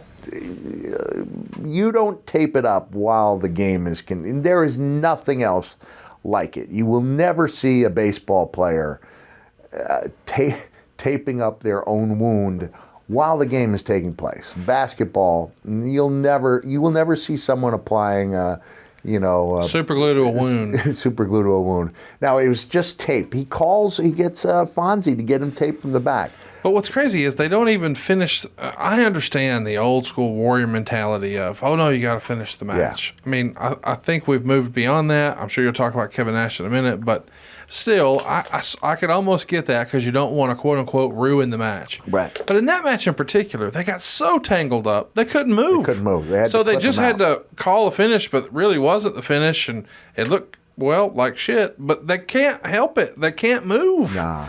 So I don't know if it's worth letting me lose an arm here. I mean, he didn't. He's fine. But gosh. We've all been in that situation where our cords are tangled up, right? Or whether it's Christmas lights or cords. Yes. And you're trying to figure it out, and you get all kinds of different ways you can do it, and there's no time clock. But I remember being tangled up in Japan where you start trying to think, all right, if this is a Christmas lighting situation, how would I maneuver? You're trying to maneuver, and if you're wrong in maneuvering your way out of it, you get caught up worse than that. And then at a certain point, you just pull, and that's where a lot of damage comes. In the King of the Death match, I think there was one where a barb was lodged in my shoulder, and it's like, I can't get this thing out, and you pull, and it's pretty sickening. That's why I got so much mileage when I had the long hair getting my hair caught.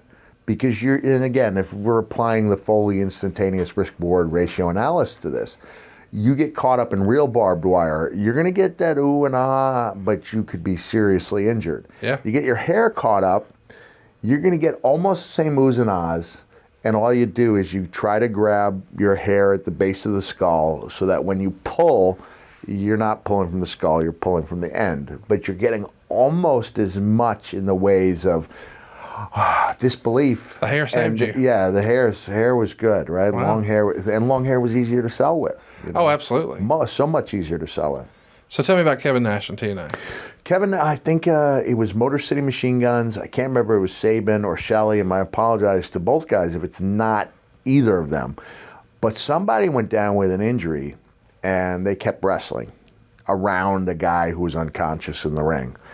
And so Kevin comes out for his promo, and he goes, listen, this is a taped show. When one of our guys goes down, we take care of him.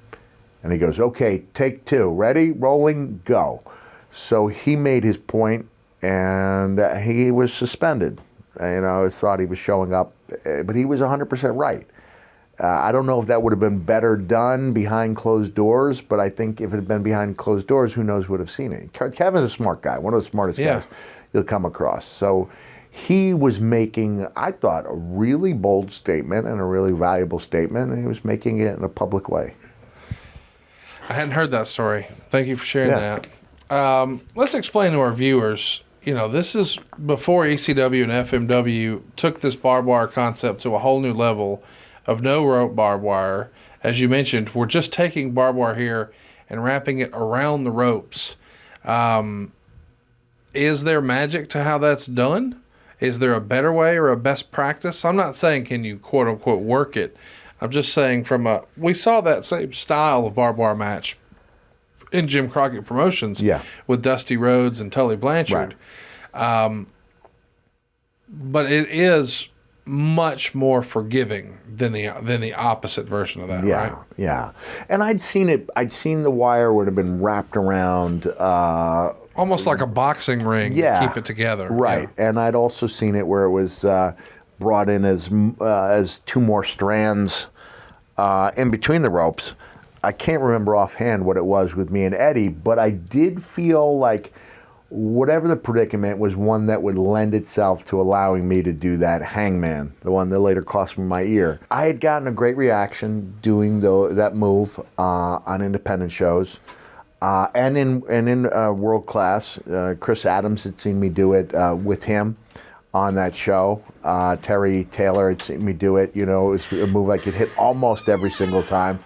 And I thought I could do it in The Wire, and that it could be pretty spectacular. As a matter of fact, we were banking on it being spectacular because it was supposed to be the end of the match. And my wife, still my girlfriend at that time, she played a little role in coming out and tending to me. And then the finish was altered a little bit by virtue of the referee. Do you know about this? No.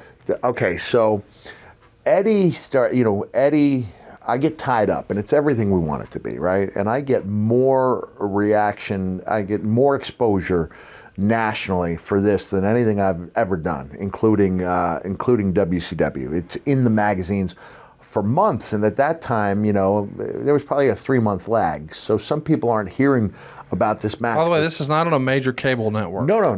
This is underground as it gets, but most coverage you've got. But the Northeast had the benefit in that the After magazines were out of Long Island. George Napolitano was out of, I think, Brooklyn. So it was easy to get, and the Japanese would be there as well. They would, whether or not there was a Japanese star on, I think they covered Joel Goodhart. Rezzy's radio show is going to talk about it. Yeah. Thank you, Grillo. Appreciate that. Grillo comes through again. Before you tell me the story about the match, because I do want to hear about the referee, this day is kind of weird because you're not only supposed to take on Eddie Gilbert for Joel Goodhart, but you're also supposed to be working for the UWF and Mr. Abrams the same day. The same day. And Meltzer had this to say. Apparently, Cactus Jack, Paul Orndorff, and Bam Bam Bigelow all informed Mr. Abrams before the show that they were already booked that night for Joel Goodhart in Philadelphia, and Abrams said he was starting his show at 7 p.m., and he would put them on early so they could make their Philly date. The show didn't start until nearly 8, and Orndorff and Jack both left and had some words with Abrams, and right now their future with the UWF is in some sort of doubt. So it's interesting to think that you were going to try to do the old double shot here, and good for you. But ultimately, when he couldn't keep his word, you weren't going to miss this other opportunity. Clearly, you were invested in the barbed wire thing and probably making more money. I don't know, but what can you tell us? Would have been the same money. So I don't believe I was bumped up over $250 because I was doing barbed wire. I don't think I would not have even been a consideration for me at that time. I honestly don't remember the deal with her because I do know that I was in the dressing room early enough to see the guys coming back from the Battle Royal. So keep in mind, I had asked Joel to be the first match with some blood involved. Yep. And I said, I would like you to limit the number of matches, I don't think I put a number on it. So I was surprised when I see a guy come back from that first Battle Royal, and he's got a little trickle of blood. I think, okay, maybe a little hard way. Nothing can prevent that. I see another guy, and then the fourth or fifth guy, he's got it coming down, pouring a little more. And I decide to investigate, and I find out that it's no ordinary battle royal. It's a last blood battle royal, where the winner is the lone guy who's not bleeding. So everyone bleeds. So everyone. So say it's a 15-man. It could have been 30. 14 guys bled. 14 guys bled. And here I am trying to make the blood meaningful in our match. And so, okay, I got to dig myself out of a hole. But Eddie's the perfect guy to do it with. He's a veteran of Memphis. He's done these things before. And I don't think we're going over much. Because still at that time, like you said, barbed wire wasn't as prevalent then as it is now. So in the same way that the payoff to a cage match used to be that no matter what had gone, no matter what had been done during the course of that match, the payoff was always going to be when the babyface has the heel. It's going to be the raking against the mesh. It's going to be throwing that heel into the mesh. And that was, you would get an explosion, especially if there was a little bit of heat, depending on the program. You'd get an explosion of reaction for that payoff. So in barbed wire, it's going to be a lot of anticipation, going to be a lot of working towards that wire. It's very visual. It's a great place for your facial expressions. I don't know, you wouldn't be doing high spots at that time. I'd probably, I'm afraid to go back and watch the match because, like a lot of stuff, it's probably not as good as I remember it. But I'll tell you what, that finish was dynamite. If someone relies on you financially, your spouse, your child, anyone, life insurance gives you the peace of mind that they'll have a financial cushion if something ever happens to you. By making it easy to compare your options from top companies, Goliath Life helps make sure you're not paying a penny more than you have to for the life insurance coverage you need to protect those you love. At GoliathLife.com, you can compare personalized quotes from top companies to find your lowest price. The process is fast and easy with no hidden fees, upsells, or hassles. Goliath Life is your one-stop shop to find the life insurance you need at the right price. Head to GoliathLife.com to get your free life insurance quotes and see how much you can save. That's GoliathLife.com. So we hit this thing and it goes clockwork, boom, tied up. No one's ever seen this before, right? No. I first saw this, I believe, the Hangman, I believe, when Randy Savage takes this bump in an old Memphis match with Exotic Adrian Street.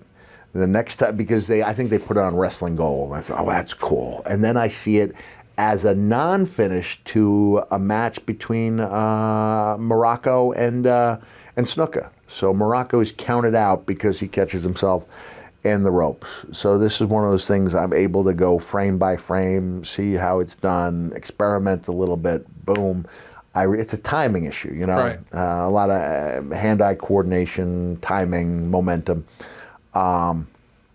But when I nail it, it's really satisfying. You get the oohs and ahs. Even these diehard fans have never seen it before. And Eddie just starts going berserk, right? I think he's got my cowboy boot. I'm not sure. But Eddie starts not only working on me, but now he's working on the baby faces who come out to try to save me. And guys are taking their shots from Eddie. Referee tries to talk some sense into Eddie. Boom, referee goes down. Eddie, I believe he was married to Medusa at this point. I believe so. Eddie had come back, I think, from Japan, and he was feeling the jet lag to the point where he later on, I believe, had to be hospitalized for lack of fluids, dehydration. I'm in this situation where I get out, and I'm a mess when I get out. I'm bleeding pretty heavily. And of all things, the guy who gets stretchered out is the referee. Wow. Because he can't tell anyone that he's selling a move.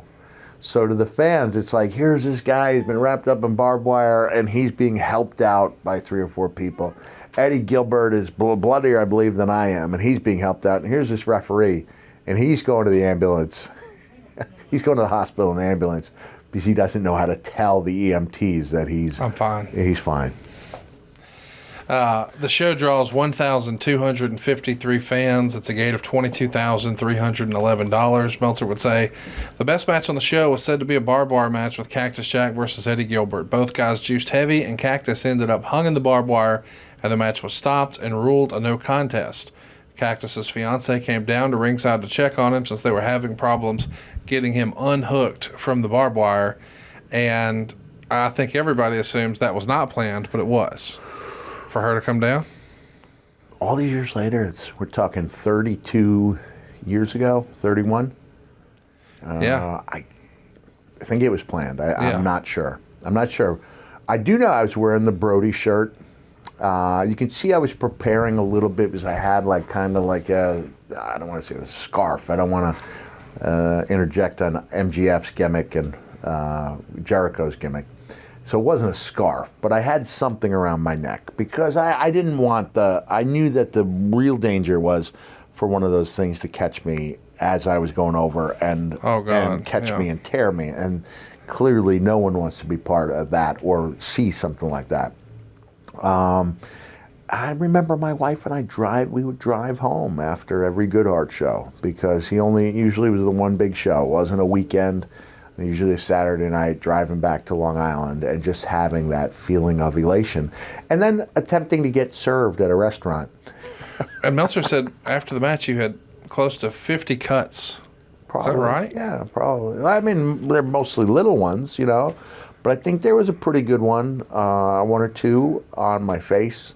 I've got some photos of me and Brian Hildebrandt a week or so after that, and I'm bandaged up pretty heavily. How does I'm just fascinated with Mrs. Foley. Mrs. Foley's a freaking model, and here you are in almost Beauty and the Beast fashion, running through barbed wire. Yeah. And then, okay, well, let's go to supper. It's a look. It's fascinating. We were not? denied service, by the way. Really? Yeah, I'm swathed like in more gauze than I probably already used as Boris Karloff. What'd they do? Just say, sir, this is a Wendy's.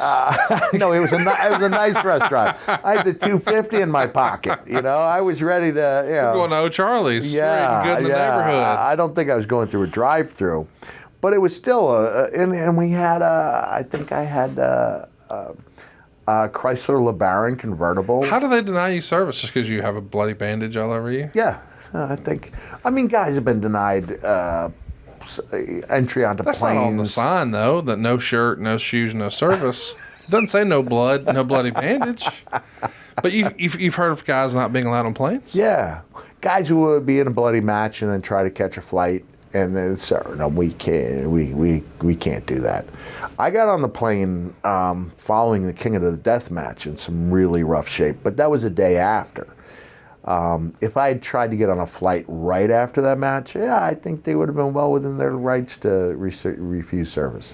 I'm pretty sure Cardona lost his deposit after he wrestled that death match. That hotel that he stayed in, I'm pretty sure he's not allowed back there anymore. Well, when we get to the 2 out of 3 falls match, there was, I think, about $8,000 worth of damage done to the building, mainly in blood on those fabric chairs.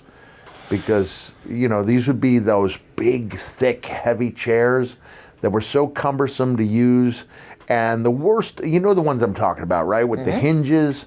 And so a smart guy that's where you had to start putting a couple of the steel or aluminum alloy chairs under a ring. Because otherwise you'd use those things. In a worst case scenario, you're not getting the pop. Nope. It either hurts like hell or you work it to it or it looks crappy. Yeah. And then you also risk, like Rotten Ron Starr nearly lost his tip of his finger in the one match because it had closed on his finger when he was swinging it. Yeah. Damn. So coming out of this barbed wire match, it's announced there's going to be a 2 out of 3 falls match in August. And I say 2 out of 3 falls match because I guess it's sort of like the WWF would do years later with a 3 stages of hell. Yeah, it's exactly. It's 3 matches with 3 stipulations. So it's falls count anywhere for fall number 1, then a stretcher match for fall number 2, then a steel cage match. This is probably the biggest undertaking of your career at this point, is it not? It is. Yeah, it's bigger than anything I've done. And I believe by that point I'd done a 1-month tour of All Japan, I think. I did that in March of 90. Yeah, so this is August of 91. I think I've already got interest, or maybe I've already started back. I don't know. I had not started back with WCW. And I'm also like in this precarious position where I'm getting pushed on Joe Pedicino's Global Wrestling, but losing a few matches, while now being shown as like a monster heel on WCW. And I know that was an issue. So I'm not sure where... You have a start date, but you haven't started yet with WCW. Okay. So you and Eddie are brought up in the Observer for the Bruiser Brody Memorial Award. At the time, this is the best brawler award in wrestling. Was Isn't that even it still? Yeah. Okay. But I'm saying this is relatively fresh. Bruiser's only been going for a few years. 3 years, yeah. Is that something that was on your radar? Like, I know eventually you got to a point where you said, I'm not reading this anymore. But in the early 90s, where you're trying to make it and you're trying to get a name for yourself, are you really looking forward to the Observer every week? Yeah, for sure. Yeah. And I stopped reading it not because it wasn't good, but because as a father and a husband, it just, what I lost from reading it, that 1 or 2 days where it would throw me off. I'm only home a few days sparingly. So you need to be up and be good dad. Yeah. Arn Anderson style. Right, exactly. Yeah, you got to be that super dad. That was the toughest gimmick of all, So August 3rd, you and Eddie are going to square off at Penn Hall. And again, you would think, based on the way this is built, this is going to be the biggest crowd yet. But it's only 562 folks. That's all it was? Meltzer would say this. Speaking of amazing, the performance of Cactus Jack this past Saturday night on Joel Goodhart's show in Philadelphia had everyone raving. Jack, who now has a return WCW starting day as a heel to be among a quartet of crazy villains who will be programmed with Sting until the end of the year, planned for tonight in St. Joseph, Missouri, worked 3 matches on one show, all against Eddie Gilbert. Gilbert was scheduled to return tonight to WCW as a face. Despite the crowd only being 562 fans, Jack had said ahead of time that he was going to try and have the best explosive match in history, followed by the best stretcher match, and capped off by the best cage match. As far as the best in history goes, that's open to debate. But I guess there's no debating that Jack and Gilbert weren't willing to do just about everything to make good on that statement. The explosive match went on second in the show, with it mainly consisting of brawling all over the Pennsylvania Hall with tables and chairs and garbage cans. Gilbert juiced heavily in the match, with them trading, hitting one another with whatever wasn't nailed down, until Jack pinned Gilbert in 16-13, and in a match that was described as being between 4.5 and 4 3/4 stars. That should be good enough for a whole week's work, since more than one person said it was the best singles match thus far in '91 in the United States. They came back 2 matches later for the stretcher match. Among the highlights of this was Cactus coming off the middle rope to the floor with an elbow drop on a garbage can. Gilbert, who was lying on the garbage can, moved, and then later dumping the contents of the garbage can out, and Gilbert broke a non-gimmicked white cooler bottle over Jack's head. Both guys juiced heavily in this one as well, which went 950, with Gilbert winning when Jack did a stretcher job after the beer bottle incident that was said to be between 4 3/4 and 5 stars, which once again would make it the best singles match in the U.S. this year. Only a couple hours later, after many of the fans had already gone home because the show went 4.5 hours, they went out and completely had a burned out audience and did a cage match. They ended up getting out of the cage and brawling all over the building once again. The highlight of this match was Jack standing on top of the cage, Gilbert drop kicking the cage, and Jack crotching himself and then taking a bump backwards from the top of the cage to the arena floor on his back. The actual finish of this match was said to be 3.5 stars, held back because the drained crowd had nothing left to react with. It was a double disqualification when Doug Gilbert and Bam Bam Bigelow did run-ins, which would set up a tag match for the next show, provided none of them were already starting with WCW. Bigelow, by the way, is also WCW bound. My God, you did all of this on the same show, Right. knowing, hey, I'm ready for my big TV push, but first, let's throw caution to the wind. I don't 500 sounds low to me. I knew it had been down, but it seemed like a lot more than 500. But I thought it was in the 800. But that's 31 years ago. Yeah. I wouldn't. I don't know if they stand up to the standards of the day. We've got them linked in the description of our show. So if you're listening to our show today, we want you to go to iTunes or anywhere you enjoy, and we've got a link where you can go ahead and watch all of this on YouTube. We don't own the footage, so we've shown you some clips here and there, but you can see everything that we can find in the link below. So I remember talking about that first match, that not the first match, but the really good Falls Count Anywhere. For months earlier, and saying it was the first time I thought it had a great match.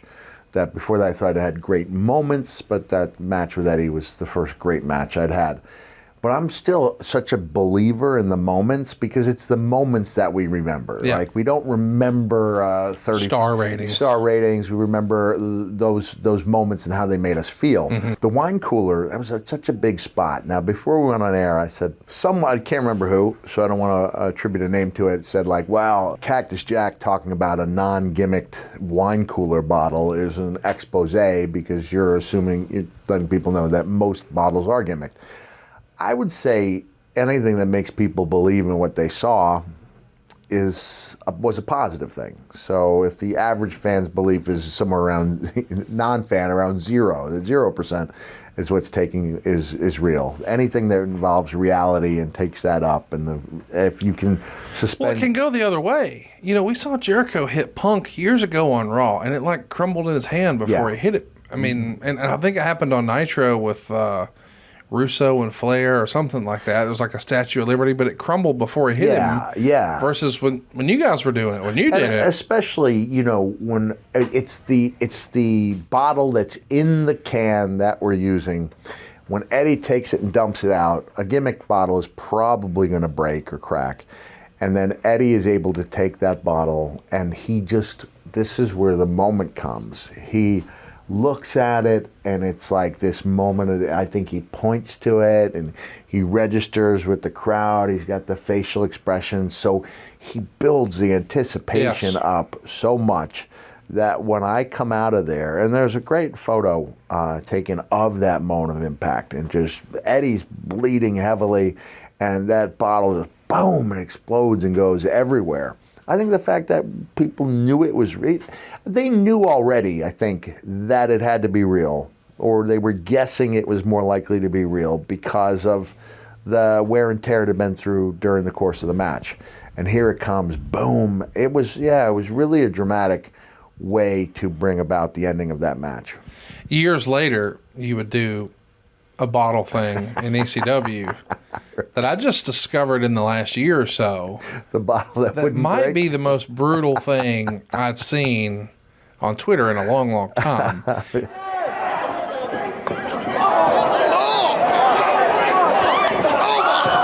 I guess we should. I don't think we're betraying any trade secrets. It's out there. I've heard people talk about it on interviews before. The secret, if you can't get sugar glass, is to bake the glass. And it's empty. You put it in the oven, and now it's going to be a little more brittle, and it's more likely to break.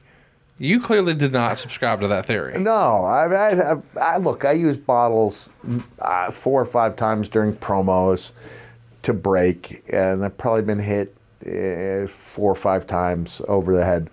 This was a case where Sabu and I are going all over the building in Hamburg, Pennsylvania. In the back of my mind, I'm thinking of my son, Dewey, who at that time is not quite 3, and he's woken up from his nap as Sabu's, I can't remember whose music played first, and I'm like, this can't be happening. I remember just handing him off to 911. It's just take care of him, You wake up and he's in a pile of wrestling robes and stuff, and he just doesn't see Dad, and he went crazy.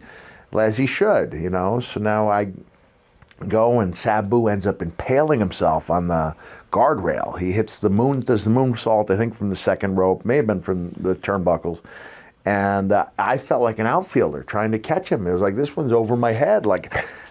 He was up here, we're trying to make the block here. He's up here, and he sailed over my head.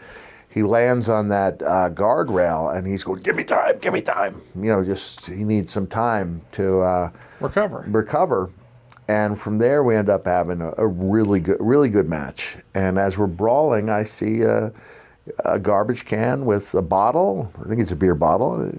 I use the bottle, so it's not gimmicked in any way. Sabu comes in, and just that sound of thunk.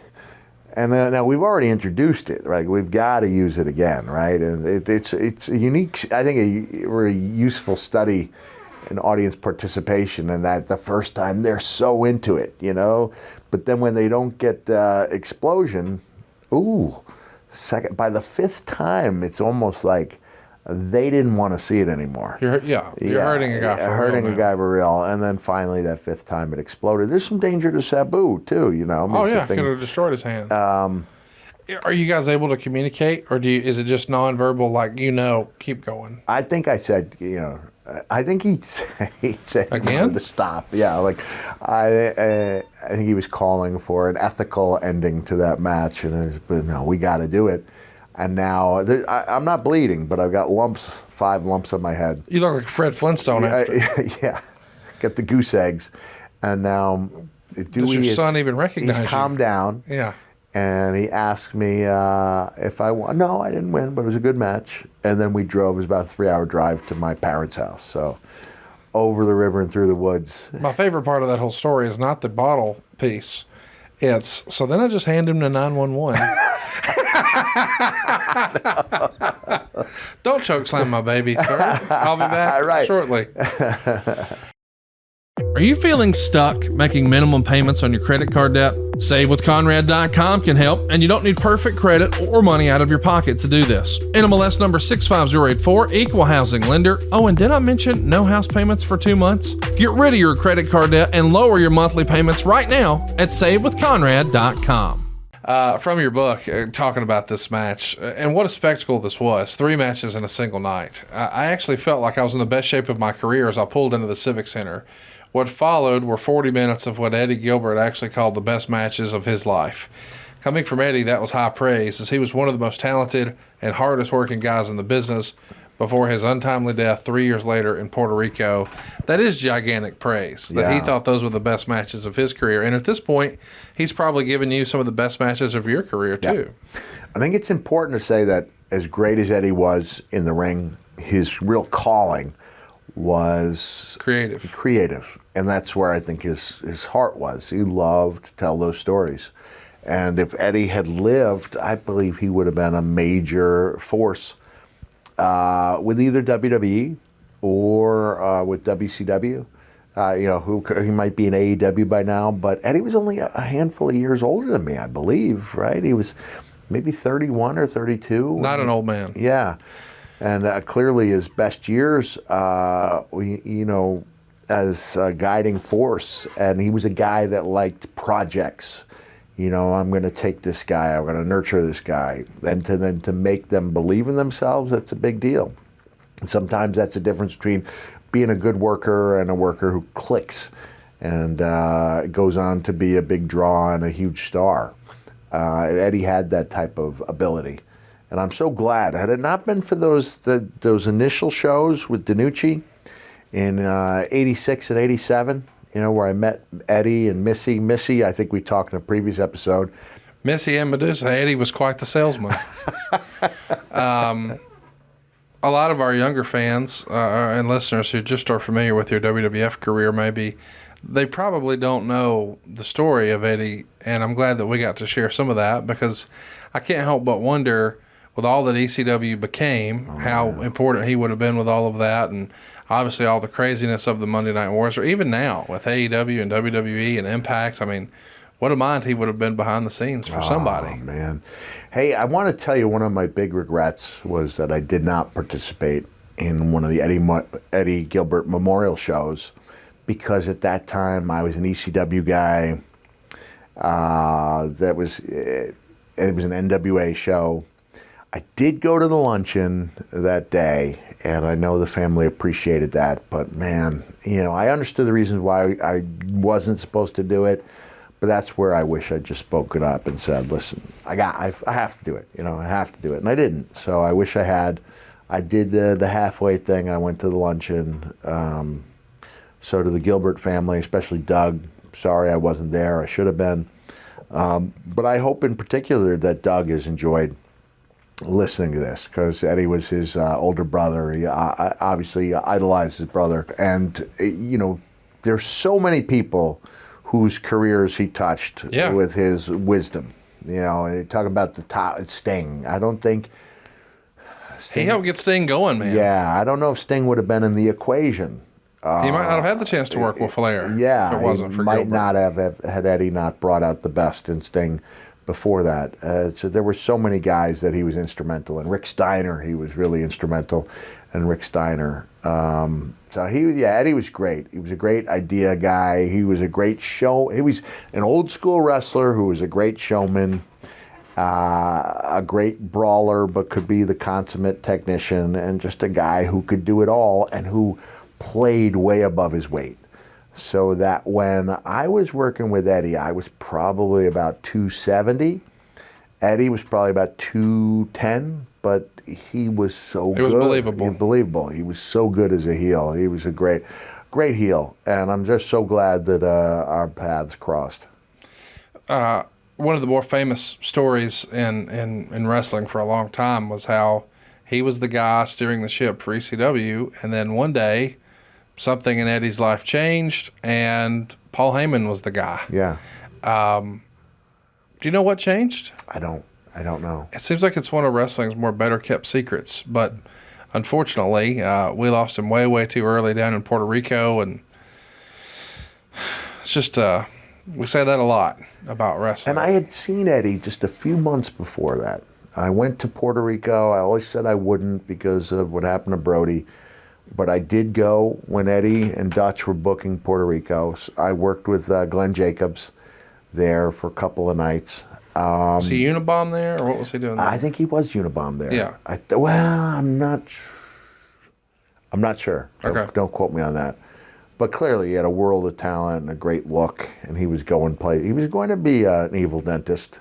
I look at that guy. That's an evil dentist. Sure, of course. But I remember hanging out with Eddie after the show, and I wasn't much of a drinker, and I'm still not. So that 2 drinks get me really sentimental, and it was just really cool to spend that time with Eddie, hanging out, reminiscing about what we had done and what we were going to do. And then I believe he was gone within a few months of that night. It's a shame, man. I wish we could end on a happier note about Eddie, because it feels like he made quite an impression on your career and so many others. Well, the happy note would be if we could encourage people who are listening to check out some of those matches. Absolutely. And especially if it's, I don't know where you find the old Mid-South tapes, the episodic television. It's just a treasure trove of great stuff, because it was a rugged area. You had to be good because you were trying to capitalize on a smaller number of fans. That was the way it explained to me, that the smaller the cities, the more realistic the action had to be, because you were counting on those people to come back again. It wasn't like the Northeast where, that's what I heard. I've never been proven scientifically, but I'd heard that you didn't have to work as snug in the old WWF territory because there were so many people to pick from. But you get into when your key cities are, like Tulsa, like oil towns, like you had to capitalize. You had to get those guys coming back. And they believed to the point where I was told, you didn't want to be in a spot show with Ricky Morton and getting a lot of heat because you'd be fighting your way out of that building. Because he would look to the crowd. He'd look to that crowd, me. and you would have the heels literally begging him, please, please don't sell so much. My life's hanging in the balance. So I would say that would be the happy note if I knew that some people were going to pursue Eddie Gilbert stuff. Yes. On a larger basis, look at the old Mid-South and UWF stuff. It was really a great territory. Well, we know you're going to wind up going back to WCW and have a great run. Maybe it wasn't exactly what you were hoping for, but you were on the right track. Yeah, the first year and a half especially, just could not have asked for more. Couldn't have asked for more. An opponent from Sting, guys like Corny and Sullivan who really were behind me. And Jim Ross calling the matches. It was keeping me, it was a little different scenario from 1990 where he was keeping me alive even when I was losing matches, but really helping build that character. It was a great time for me. What about Eddie? Sort of what if, he doesn't wind up going back to WCW? What if he had? Do you think it would have changed? He was really concerned that if he went back that they were going to dilute what he and I had done. I remember him telling me that's why he didn't show up. I think on the first, he thought they were going to put us together in that same feud, water it down, homogenize it to the point where it was barely recognizable, because we couldn't do that feud under the... Not on WCW TV. Not the way they did it that way at that time. It's on one hand, he would have gone around to any of the available places to work and made a difference. But I think he would have been a WWF guy, a WCW guy, and that he'd still be making a major impact to this day. Well, we hope we've made an impact for some younger fans who decided to check out some Eddie Gilbert matches. And Goodhart was brought to you by Mr. In Your House himself. And you're making an impact on Cameo these days. Oh, yeah. It's our favorite part of the show. Passed the 4,000 reviews, which a big is deal. Really something. And we're going to now look at one of those videos. And by the way, you, as you're watching this, if you go to the website, not the app, but if you go to the website and you use the promo code Foley with a capital F 20. Yep. You're going to get a special discount at cameo.com/Mick Foley. So one of the most reviewed and a great deal. And here's what you're going to be getting. This sort of presentation, this sort of action, 2 frescas deep. We're partying in here, Mick. And now I always draw the comparison with Bret Hart, right? Hey, Bret Hart's not writing songs like this. But here's the strange thing, Conrad, is that I'm not dismissing Bret Hart, because my hope is that on Cameo, I will be the Bret Hart of Cameo. The best there is. The best there is, the best there was, the best there ever will be. So, Bret, you're only making me better. And now let me see if I can find... I want to mention, too, you will allow people to request songs, right? Yeah. No, you've seen me now. We've probably done 8 or 9 different songs, a different one. Last week was, it turned Oh Christmas Tree into Oh Emily. Yep. Oh Emily, because I'd done that similar for Britney Spears way back in the day. And so if people have a favorite song, and now I can't be doing, Cardi B's, signature. I can't Why really. not? Well, it's got some things in there that are. You can switch it up. You think I could switch it up? Oh, I know you Rewrite can. it? You know what? Let me do that. I'm going to work on that this week and come back to you on the next episode with, if not the next one, then the one after that, with a takeoff on, is it WAP? Yeah. Okay, I'll do that. Okay, and I think she'd like that. She's a wrestling fan. She comes on from time to time, and she comments on the wrestling. Did you know that? How about that? Yeah, No, yeah. All right. Okay. So now we have birthday for Brandon. Let me see. We're gonna do this as a dude love. I heard a rumor about him the other day. What is it? Is it true that he's the most happening cat in all the land? Hippest cat. Oh, hippest sorry. cat in all. Could he be happening too, though? He is, because he's been, when it, you know what? He'll probably explain this, because Brandon is turning 40. So let dude explain this Got to it. you. All right? He'll explain it while we go on. All right. Here we go.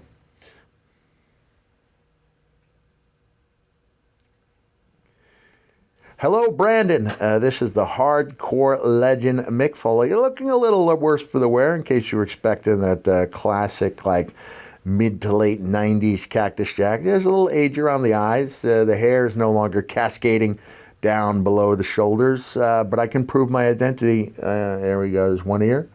There's the other one. Lost that bad boy almost over 28 years ago, just past the anniversary.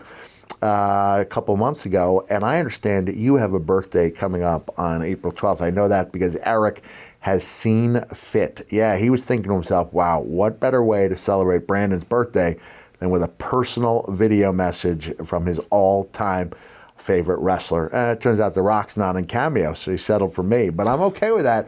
I don't need to be number 1 or even in the top 10. As long as I'm putting a smile on your face, that's all that I care about, especially if I can take you back to the way you felt in 98 or 1999 at the Breslin Center there in East Lansing, Michigan, when we introduced Mr. Sacco to the world. That's where I visited Mr. McMahon.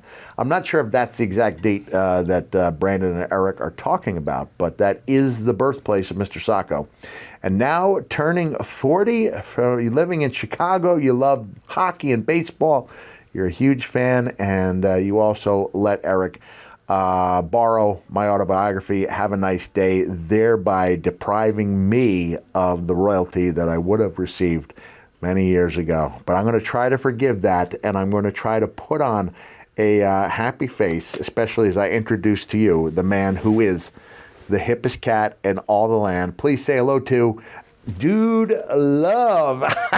Oh, yes, indeed. My man, my main man. Do not adjust at thine eyeballs. They're not playing tricks on you. This is, in fact, Jack, Dude Love, the hippest cat in the land. And now I know, Brandon, you are celebrating the big 4-0. I want you to know, my brother from another mother, that this is no longer the portal into advanced age. Why, this hip cat knows for a fact, ow, that I was every bit as happening at nifty 50 as I was at flirty 30. There you go, Conrad, answering that question. I got Conrad Thompson here, my main man Grillo behind the camera, churning out the best darn podcast in podcasting territory. History, Daddy. And now, speaking of history, this is the first time we play this song because I want you to have the type of birthday you deserve. I am talking about your birthday bash. Oh, yeah.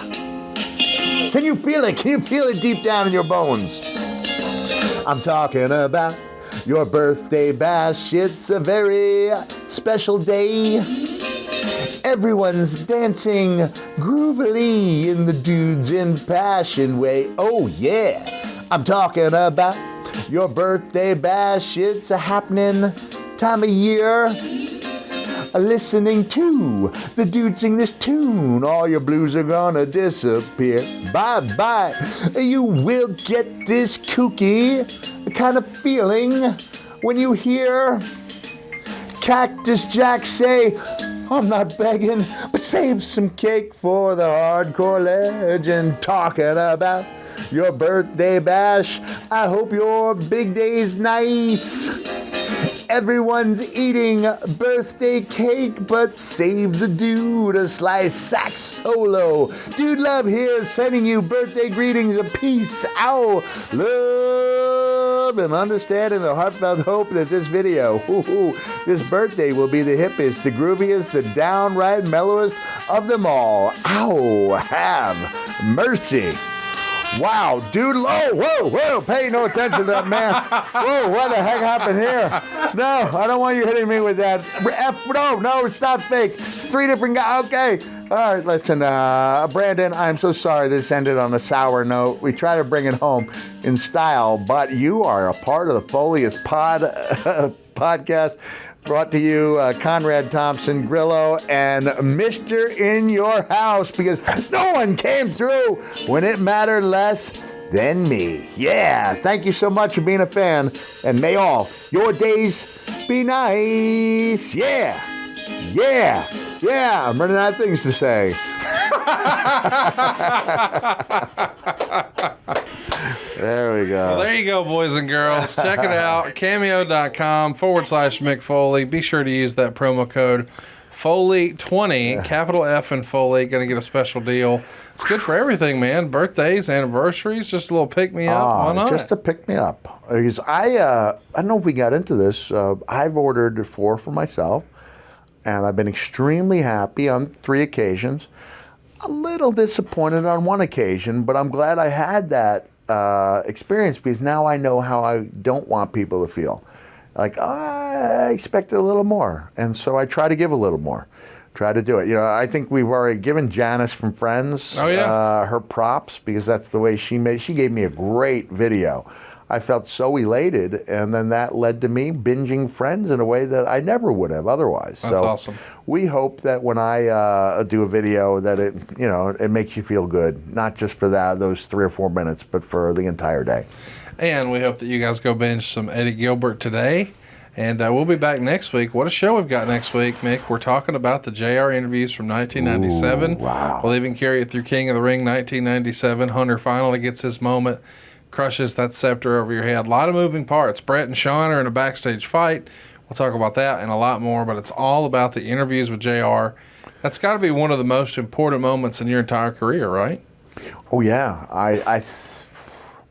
That was just a little tease. I believe it was that interview that turned Mr. McMahon into a fan, and that he saw me as somebody he could help build the company around. One of those pillars. Not saying I was ever the guy, but I was one of the guys. You were up there. Yeah, I was up there. I was one of those pillars. Maybe the least impressive of the pillars, but I was still one of the pillars. We're going to talk about all that and a lot more next week right here on Foley is Pod. Sounds good.